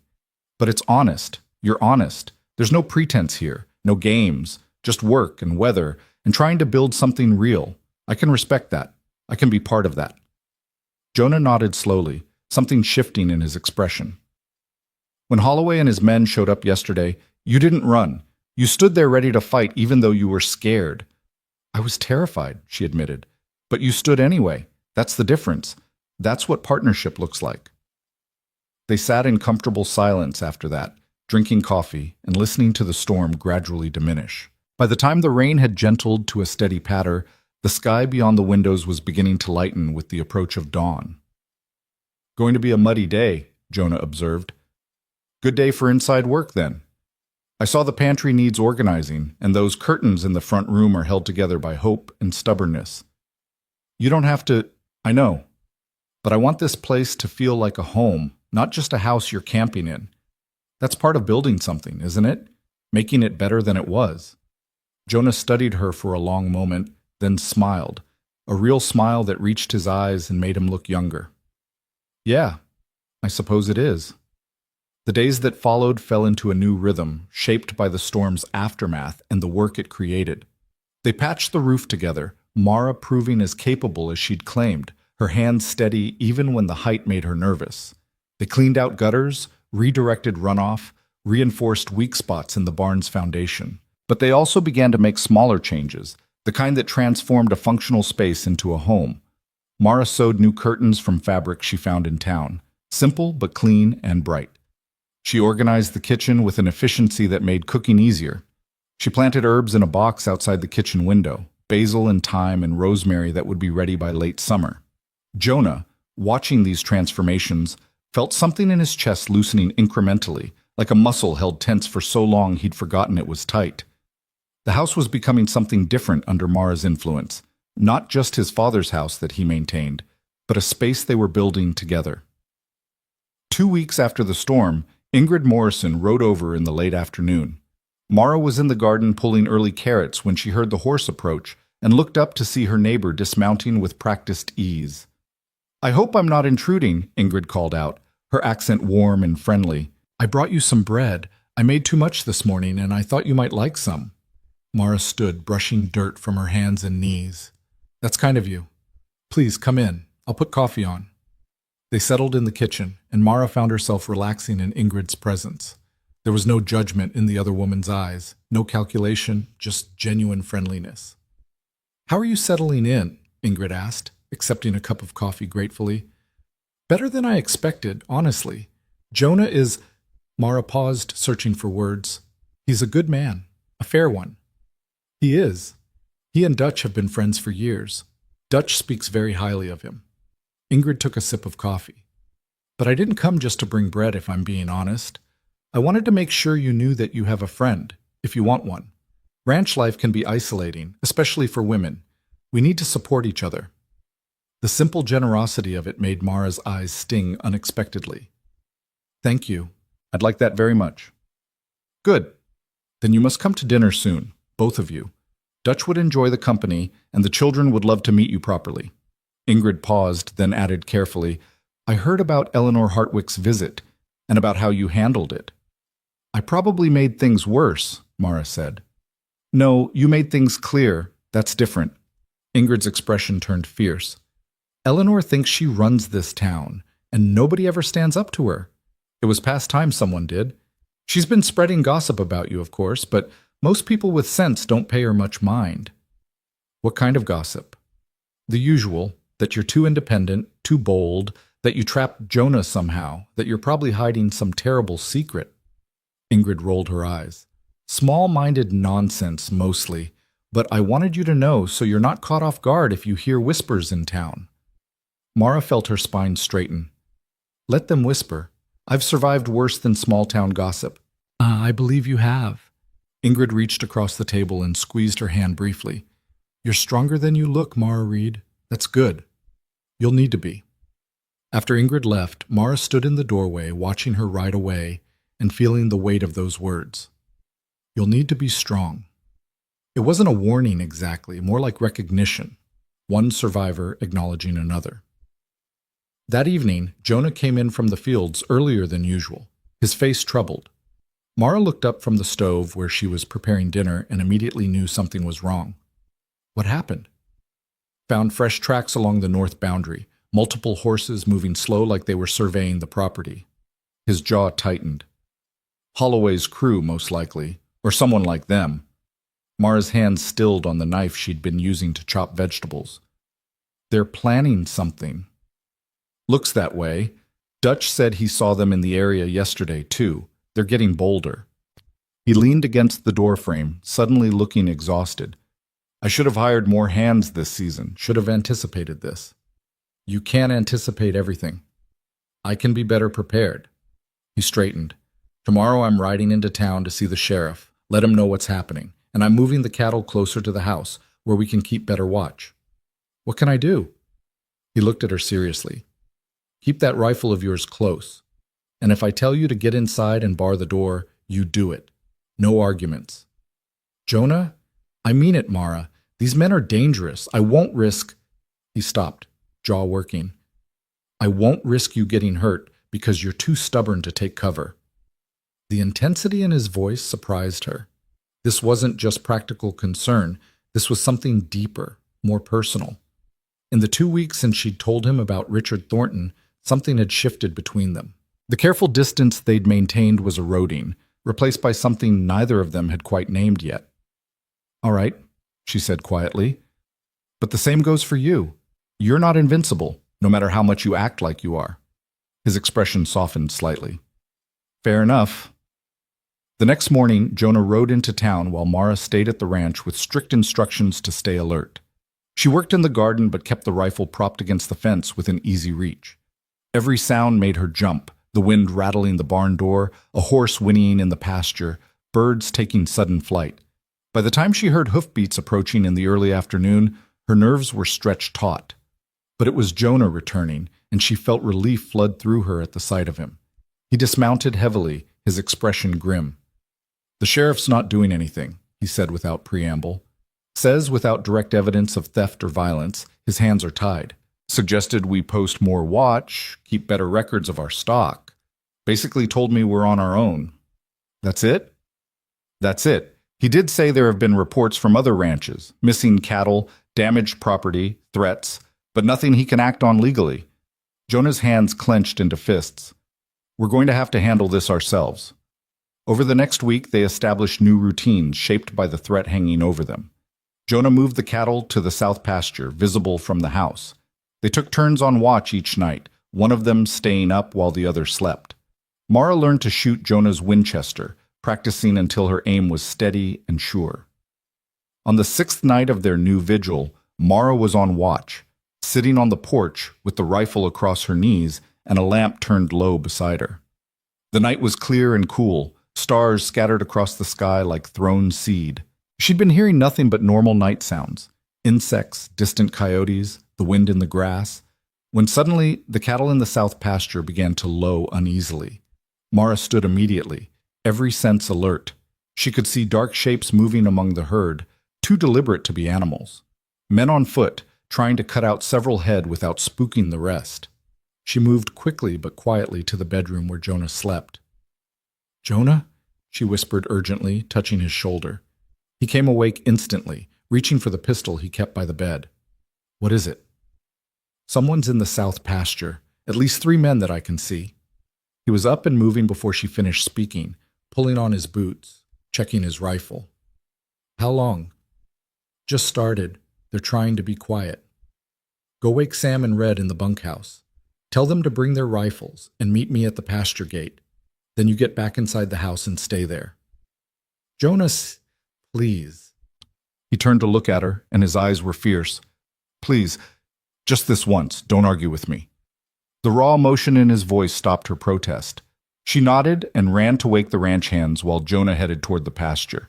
By the time she'd roused Sam and Red and they'd armed themselves and gone to join Jonah, Mara was standing in the kitchen doorway, the rifle in her hands, torn between the promise she'd made and the urge to run toward the confrontation. She could hear shouts now, see lanterns moving in the darkness. Then a shot rang out, sharp and clear in the night air. Mara's heart stopped. She was moving before she could think, running toward the pasture, her earlier promise forgotten in the flood of fear. She couldn't just stand there while Jonah might be hurt, might be... She reached the fence line and saw chaos. The cattle were spooked, milling and bellowing. Sam and Red had their rifles raised, keeping 3 men covered. And Jonah was standing, whole and unharmed, his rifle pointed at Jake Holloway. "Next shot won't be in the air," Jonah was saying, his voice carrying clearly. "Get off my land, now!" Holloway's face was twisted with rage, but he was smart enough to see he was outgunned. "This isn't over, Reed. You can't watch your stock every night forever. Sooner or later, you'll make a mistake, and I'll put you in the ground where you belong." Jonah's voice was cold as winter steel. "That's not a threat. That's a promise. Now move before I change my mind about letting you leave on your feet." Holloway and his men backed toward their horses, mounted up, and rode off into the darkness. But before they disappeared, Holloway looked directly at Mara, where she stood at the fence line, recognition and calculation in his eyes. "Pretty wife you got there, Reed," he called back. "Be a real shame if something happened to her while you were busy watching your cattle." Jonah raised his rifle, but they were already out of range, swallowed by the night. He lowered the gun slowly, his entire body vibrating with suppressed violence. Sam read, "Do a full count of the herd. Make sure they didn't get any." He turned to find Mara standing there. "What are you doing out here? I told you to stay inside." "You were shot at. Did you really think I'd just stand there?" "I thought you'd keep your promise. And I thought you'd be more careful than to face down armed men in the dark." Her voice rose despite her best efforts. "You could have been killed, Jonah." "So could you have been, running out here like that." He strode toward her, his face hard. "If they'd gotten past us, if Holloway had seen you standing there alone with that rifle, then I'd have shot him." She lifted her chin. "I told you, I don't run. Not anymore." They stood there glaring at each other, both breathing hard, both terrified for each other and too proud to say it directly. Finally, Jonah's shoulders sagged. "I can't lose you," he said quietly. "I just got you. I can't—" The raw vulnerability in those words hit Mara like a physical blow. She closed the distance between them and did something she'd never done before. Reached out and pulled him into an embrace. He stiffened in surprise, then his arms came around her, holding her tight enough to hurt, his face pressed against her hair. They stood like that in the darkness, while the frightened cattle settled and Sam and Red moved among them. Two people learning what it meant to care for someone else's safety more than your own. "I'm sorry," Mara whispered against his chest. "I'm sorry I broke my promise. But I heard that shot and I couldn't not know if you were all right." I know. His arms tightened. "But you have to understand, if something happened to you because of me, because you were here on my land facing threats that are mine, they're ours now.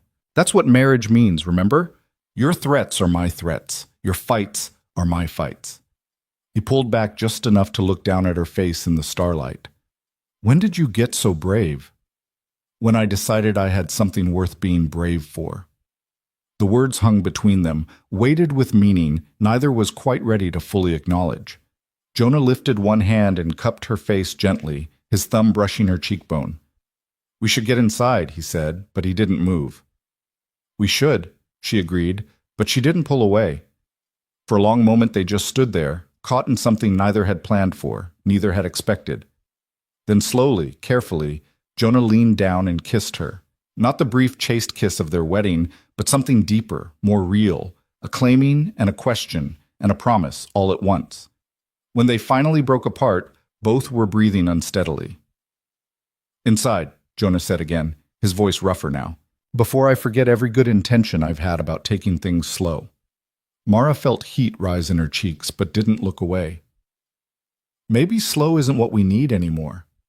His eyes darkened. "Mara, I'm not saying tonight. I'm not saying rush. But I am saying—" She took a breath. "This is becoming real, Jonah. What we have. It stopped being just practical somewhere along the way, and pretending otherwise seems foolish now." "When?" he asked. "When did it change for you?" She thought about it. "Maybe when you defended me to Eleanor Hartwick, or when you listened to my story about Richard without judgment, or maybe it was just all of it, all these small moments adding up to something I didn't expect." "For me it was the violin," Jonah said quietly. "When you played for me that first night, I saw who you really were underneath all the armor, and I—" He stopped, shook his head. "I'm not good with words." "You're doing fine. What I'm trying to say is, this scared the hell out of me tonight, thinking you might be hurt, realizing how much I'd come to—" He paused, seeming to search for the right word. "How much you've come to matter." "You matter too," she whispered. They walked back to the house hand in hand, something fundamental having shifted between them. The contract had become a commitment. The partnership had become something deeper, not quite love yet, but the foundation for it, solid and real and growing stronger with each passing day. Inside, with the lamps lit and the doors barred, and the rifle loaded and ready by the door just in case, they sat together at the kitchen table and talked until dawn about what came next. They would need to hire more hands, increase security, perhaps even consider building a higher fence around the main pasture. But underneath all the practical planning was something else, the knowledge that they were in this together, truly together, no longer two people sharing space, but two people building something worth protecting. As the sun rose over the prairie, painting the sky in shades of pink and gold, Jonah looked across the table at his wife. This fierce, complicated woman who'd stepped off a train with a rifle and a violin and changed everything, and felt something settle in his chest that had been restless for longer than he could remember. She looked back at him and smiled, a real smile that reached her eyes, and for the first time since she'd arrived, she looked like she believed she might actually stay. The silence between them wasn't empty anymore. It was full of all the things they'd learned about each other, all the moments they'd survived together, all the possibilities stretching ahead of them like the endless prairie beyond their windows. They'd started as strangers bound by contract. They'd become partners through necessity, and now, tested by threat and fear and the simple act of showing up for each other day after day, they were becoming something more, something neither had dared hope for, but both were learning to trust. Outside, the ranch woke to a new day, solid and real and theirs. 3 weeks after the confrontation with Holloway, the first real cold snap of autumn arrived, bringing with it a clarity to the air that made distant objects stand out sharp and clear. Mara stood at the kitchen window watching Jonah and the 2 new hands he'd hired working to reinforce the corral fence, their breath visible in the morning chill. The ranch felt different now, more populated, more secure, but also more theirs.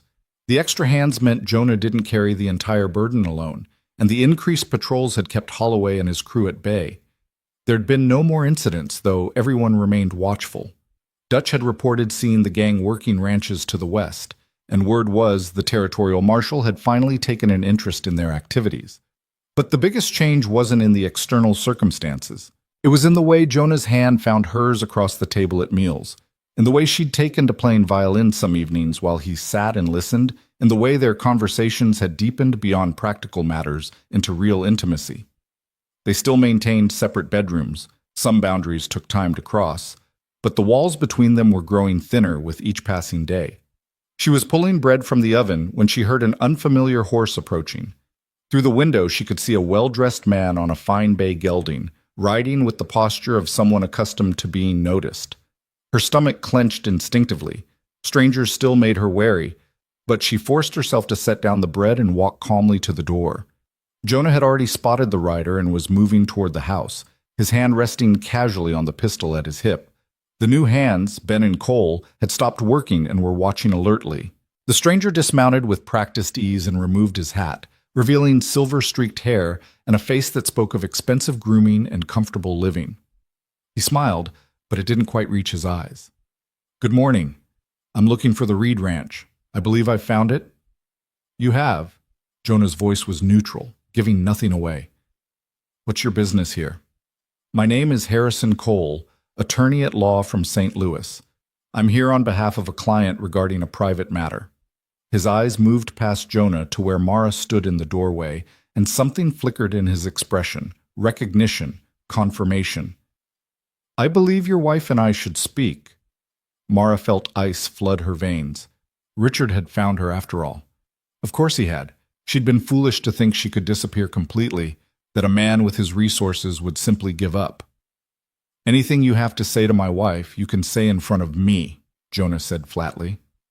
"I'm afraid this is a delicate matter, Mr. Reed. Perhaps if Mrs. Reed and I could speak privately—" "No!" Jonah didn't move, but his presence seemed to grow larger, more immovable. "Whatever you came here to say it now, or get back on your horse and leave." Harrison Cole sighed, as if dealing with unreasonable children. "Very well. I represent Mr. Richard Thornton of Baltimore, Maryland.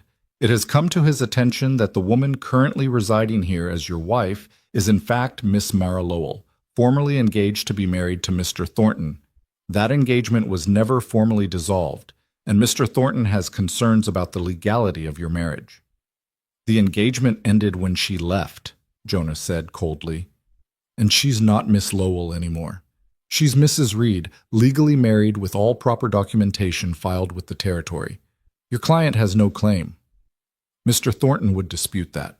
He invested considerable resources in preparing for his marriage to Miss Lowell, announcements, arrangements, financial commitments.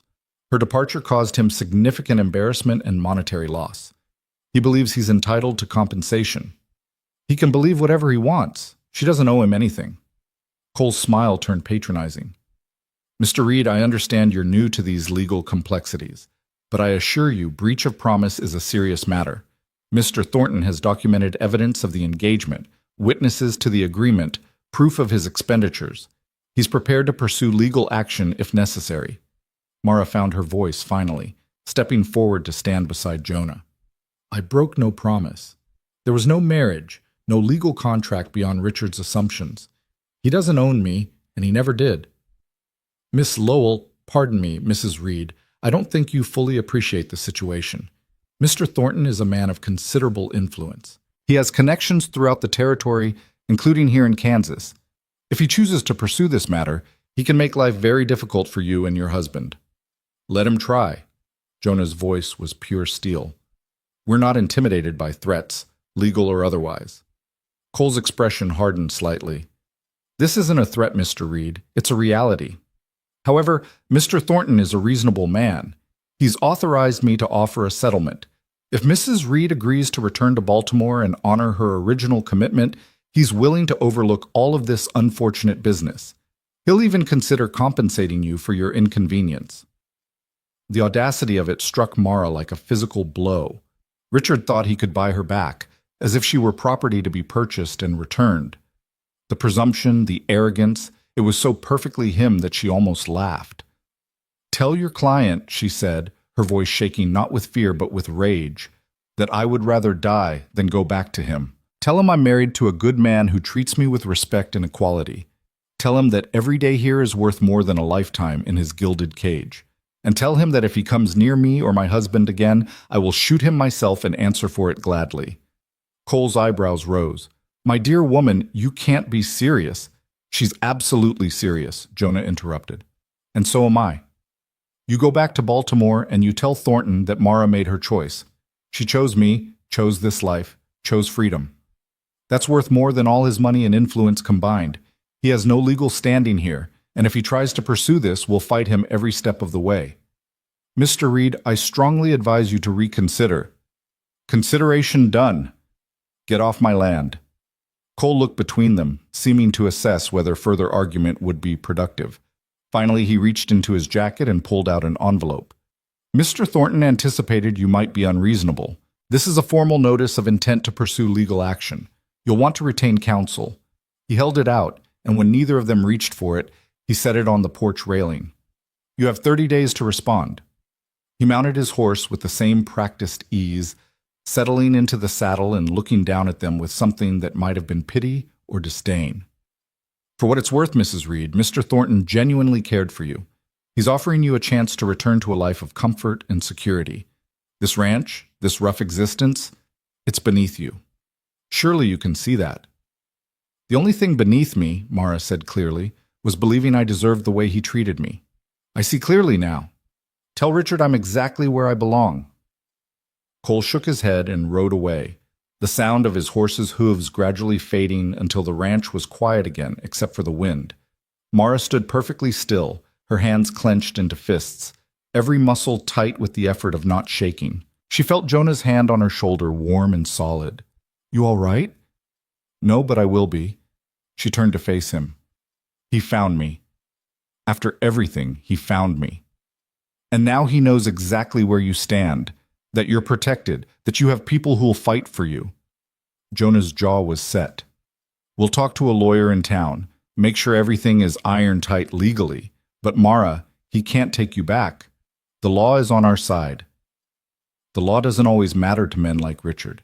He has money, connections, power.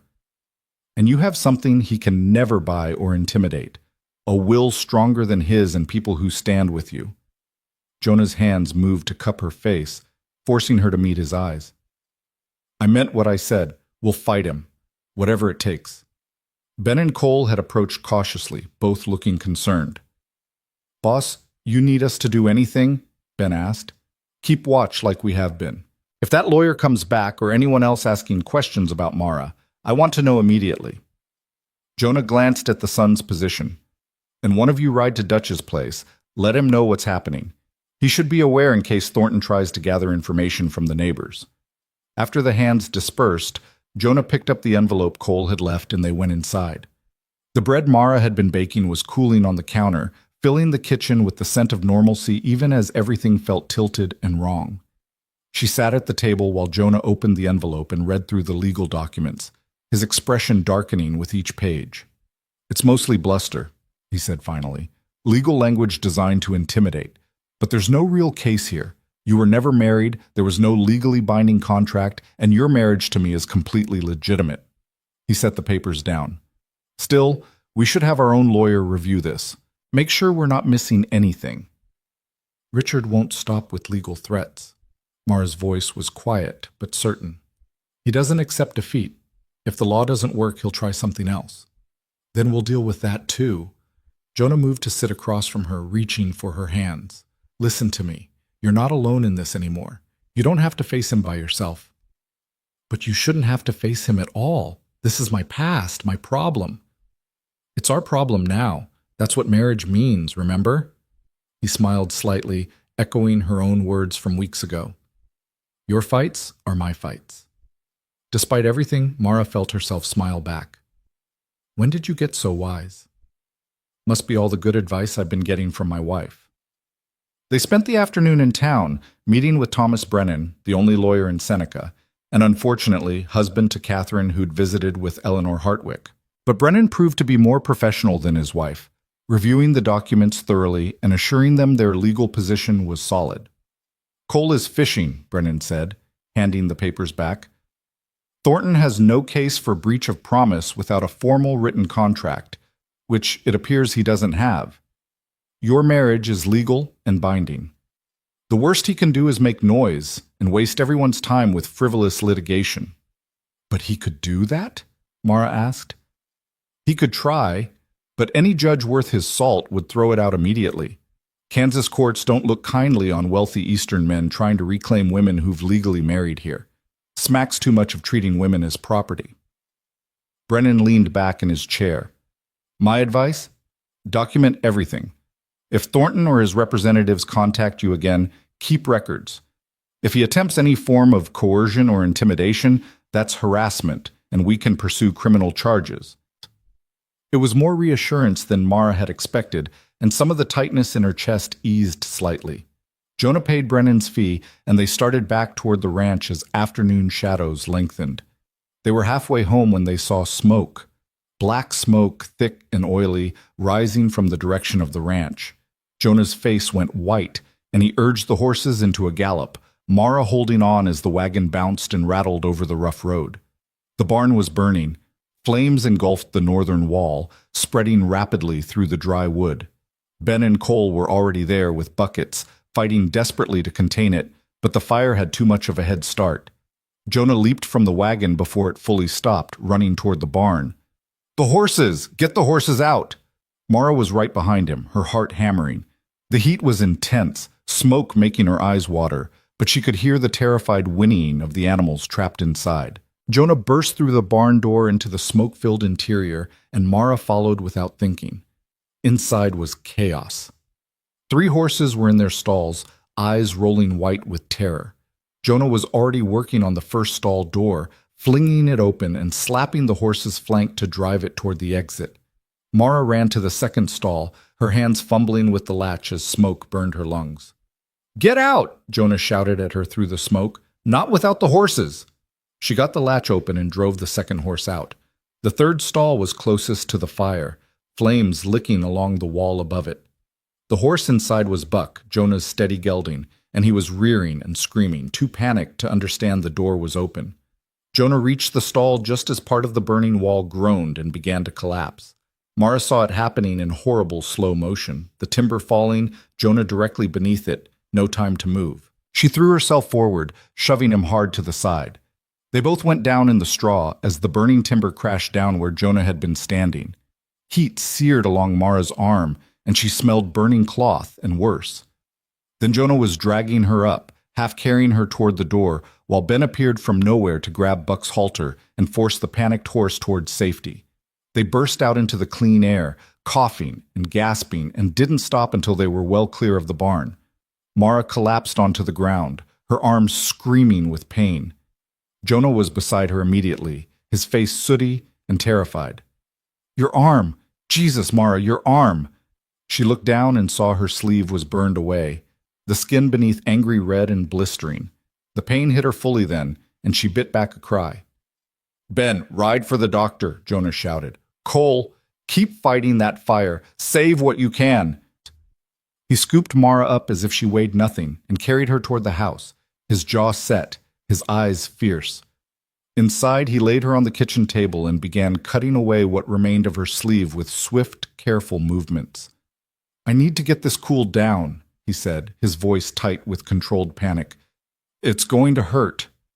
"Do it," she gritted out. He brought cold water from the pump and gently poured it over the burn. Mara couldn't stop the cry that escaped her. The pain was blinding, all-consuming. Through it, she felt Jonah's free hand grip hers, holding tight. I'm sorry, he was saying over and over like a prayer. "Almost done. Just a little more." When the initial treatment was done, he wrapped her arm carefully in clean cloth and stood back, his hands shaking. His face was streaked with tears cutting through the soot. "You saved my life," he said roughly. "You could have been killed. So could you have been." Mara's voice was weak but steady. "That's what we do now. We save each other." The doctor arrived an hour later and treated her burn properly, leaving salve and instructions for care. The barn fire had been contained to just the structure itself. The animals were safe, and the house and other buildings were undamaged, but the barn was a total loss. As the doctor packed up his supplies, Jonah walked him out, and Mara heard their conversation through the open door. "She'll be all right," the doctor was saying. "The burn is painful, but not dangerous. Keep it clean, change the dressing daily. She'll have a scar, but she'll heal." "How did it start?" Jonah asked. "The fire?" "Your man Cole found this near the barn." There was a pause, then the sound of something metal being handed over. "Lamp oil can," deliberately placed from the looks of it. The implications settled over Mara like ice water. Not an accident, arson. And there was only one person who would benefit from driving them off their land, from making their life untenable. When Jonah came back inside, his face was carved from stone. "Thornton. Or someone working for him. Maybe Holloway. He'd be easy to hire for something like this. Cole's riding to get the sheriff, for all the good it'll do. But this crossed a line. This was attempted murder." Jonah's hands clenched into fists. "He tried to kill us, Mara, both of us. What do we do? We fight back. Smarter, harder, better than he expects." Jonah's eyes blazed with determination. "And we don't do it alone." Over the next 2 days, something remarkable happened. Word of the fire spread through the community, and Dutch Morrison arrived with lumber and tools. Then Tom Fletcher showed up, the same Tom Fletcher who'd been part of Eleanor Hartwick's Inquisition, with more supplies. Ingrid came with food and offers to help with whatever was needed. Even Eleanor Hartwick herself appeared on the third day, stiff and formal, but carrying a basket of preserves and bandages. "I was wrong about you," she said to Mara without preamble. "Catherine told me how you handled that lawyer, and Tom said you went into a burning barn to save livestock. That's not the behavior of a woman with questionable character. That's the behavior of a rancher's wife." She set the basket down firmly. "You're one of us now, whether I initially approved or not, and we take care of our own." Mara felt tears prick her eyes at the unexpected acceptance. "Thank you, Mrs. Hartwick." "Eleanor, we're neighbors after all." The barn raising took 6 days. Men from surrounding ranches came to help, bringing their skills and their labor. Women brought food and organized the work. Children ran messages and fetched tools. The entire community came together in a show of solidarity that left both Mara and Jonah humbled. Dutch pulled Jonah aside on the 4th day, his expression serious. "Heard some news from town. The territorial marshal caught up with Jake Holloway and his crew, caught them red-handed with stolen cattle. They're all in custody now, singing like canaries about who hired them for various jobs." Jonah's eyes sharpened. "The barn?" "Can't prove it yet, but Holloway mentioned a gentleman from back east who paid him to cause trouble for a specific ranch. Marshall's investigating. If it leads back to your friend Thornton, there could be criminal charges: arson, attempted murder, conspiracy." "Good. There's more. Word is Thornton himself showed up in Topeka 3 days ago, making noise about his rights. throwing money around, trying to find people who'll say Mara belonged with him. Mara, who'd been close enough to overhear, felt her stomach drop. He's here, in Kansas. About 60 miles east, Dutch confirmed. But here's the thing. Nobody's willing to support his story. The folks he's talking to? They're all saying the same thing. That Mara Reed is legally married, properly settled, and a valued member of this community. They're telling him to go home. He won't listen, Mara said quietly. Maybe not, but he's not getting the support he expected. And with the marshal investigating his connection to Holloway, he's on shaky ground legally. Dutch looked between them. You've built something here, both of you. People see that. They respect it. Thornton doesn't understand that this isn't Baltimore where money can buy anything. Out here, character matters more than bank accounts. That evening, with the new barn 3/4 complete and the community effort winding down, Mara stood on the porch watching the sunset paint the prairie in shades of gold and amber. Her arms still ached, but the pain was manageable now, a reminder of what she'd risked and why. Jonah emerged from the house and stood beside her, close enough that their shoulders touched. They watched the sun sink toward the horizon in comfortable silence. I've been thinking, Jonah said finally, about what we should do if Thornton actually shows up here. And we face him together. We show him exactly what he lost when you walked away. Not just you, but the life you've built, the person you've become, the home we're making. He turned to look at her. We show him that love, real love, not ownership or control, is stronger than anything money can buy. Mara's breath caught. Love? Jonah smiled, soft and genuine. You think I haven't figured that out yet? I love you, Mara. Not because you're convenient or useful, not because you fit some idea I had about what a wife should be. I love you because you're brave and strong and complicated. Because you play the violin with your eyes closed and shoot a rifle with them open.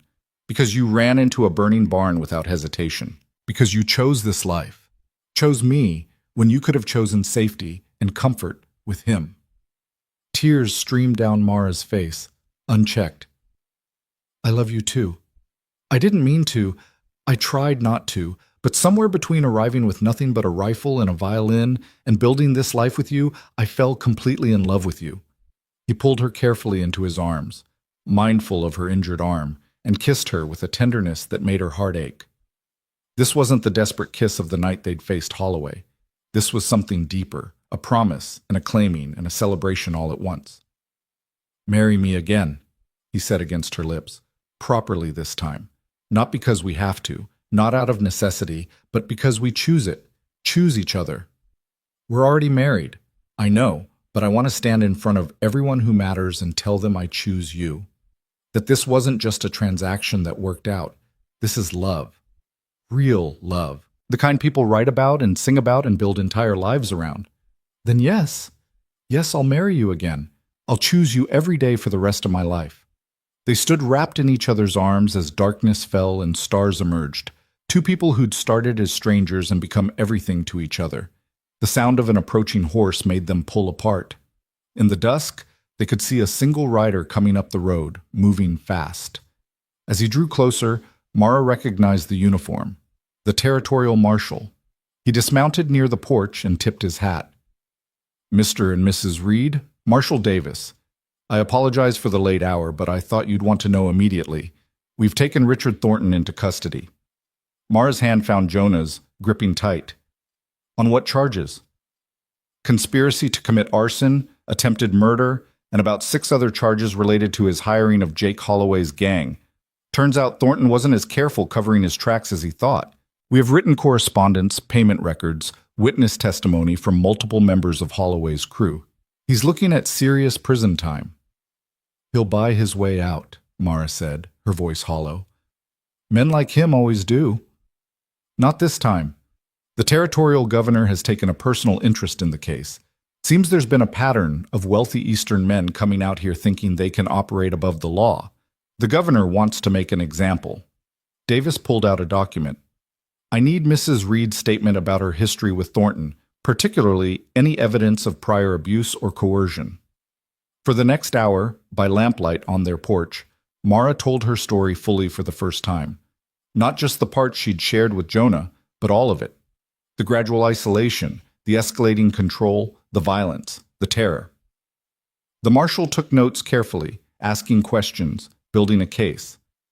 When she finished, he folded his papers and stood. "Ma'am, what you've described is more than enough for additional charges. Combined with what we have on the arson, Thornton is going to spend a long time in a territorial prison. He won't be threatening you again." After the marshal left, Mara and Jonah sat in stunned silence.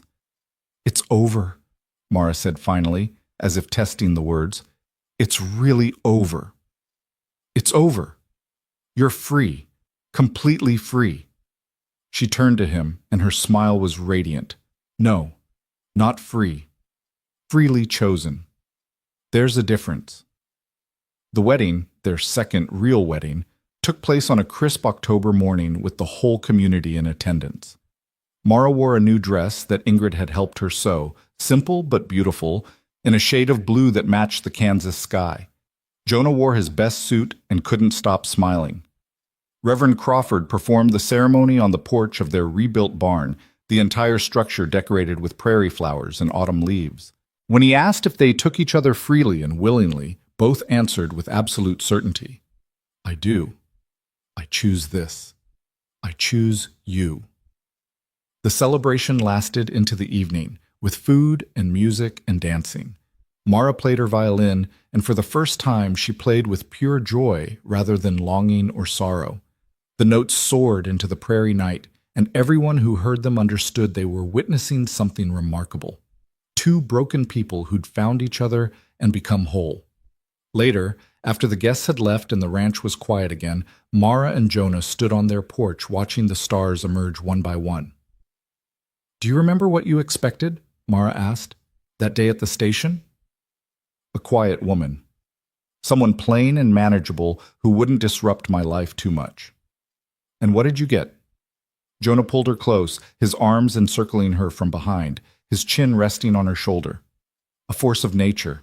A woman with a rifle and a violin, with courage enough for both of us, with a heart that refused to be broken even when the world tried its hardest. I got everything I needed instead of what I thought I wanted." "I was so scared," Mara admitted. "When I stepped off that train, I was running and hoping and desperate all at once. And now? Now I'm home, really home. Not because of the place, but because of you, because of us." She turned in his arms to face him.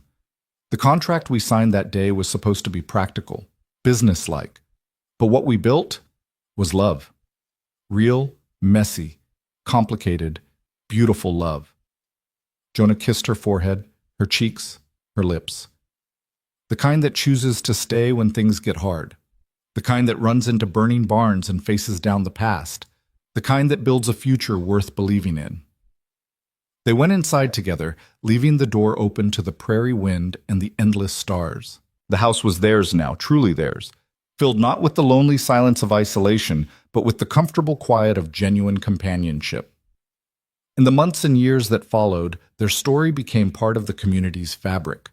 The ranch prospered. Children came, 3 of them, each one learning to ride and shoot and play violin, raised by parents who taught them that strength and tenderness weren't opposites but complementary forces. Mara never forgot where she'd come from or what she'd survived. The scar on her arm remained, a permanent reminder of the night she'd chosen love over safety, chosen partnership over survival. But she wore it without shame, a badge of honor that spoke of courage and commitment.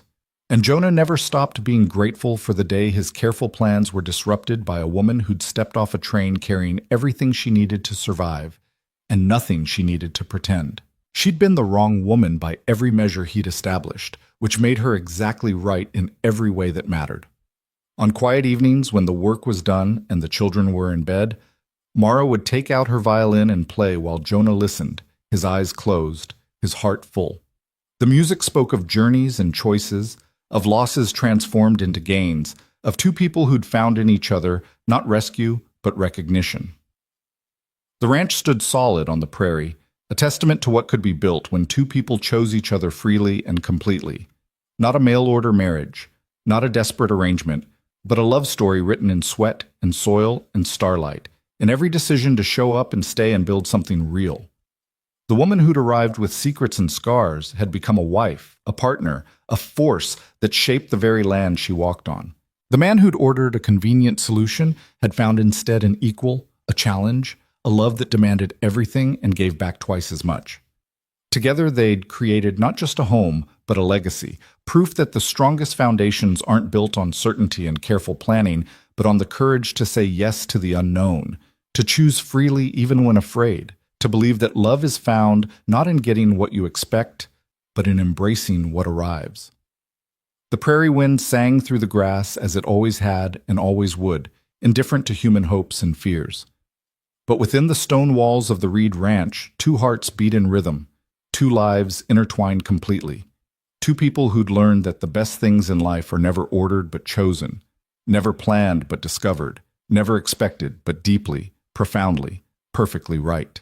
And when strangers asked them years later how their story began, they would smile and say simply, "She stepped off a train with a secret, and he was brave enough to let her keep it until she was ready to share." Everything else followed from that first act of trust, that first moment of choosing to see possibility instead of disappointment, to embrace reality instead of clinging to expectation.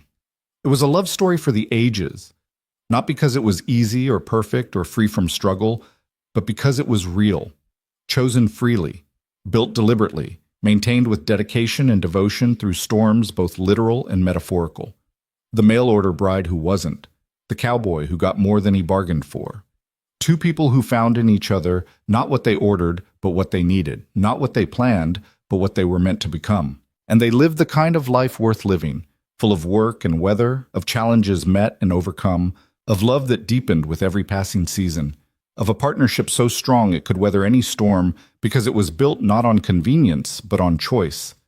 Their story ended, as all stories must, but the love they built continued, carried forward in their children and their children's children, in the ranch that still stands, in the memory of two people who proved that the greatest love stories aren't found in fairy tales, but in the daily choice to stand together, to fight together, to build together something worth more than either could have created alone. She'd arrived with a rifle and a violin. He'd offered her a contract and a home. Together, they'd created a love that transcended both practical necessity and desperate hope, becoming something neither had imagined, but both had needed more than breath itself. And on quiet prairie nights, when the wind was right, some said you could still hear violin music drifting across the grass. The sound of a woman who'd learned she was strong enough to survive alone, but wise enough to choose partnership. The echo of a love that was never ordered, but freely, completely, beautifully chosen.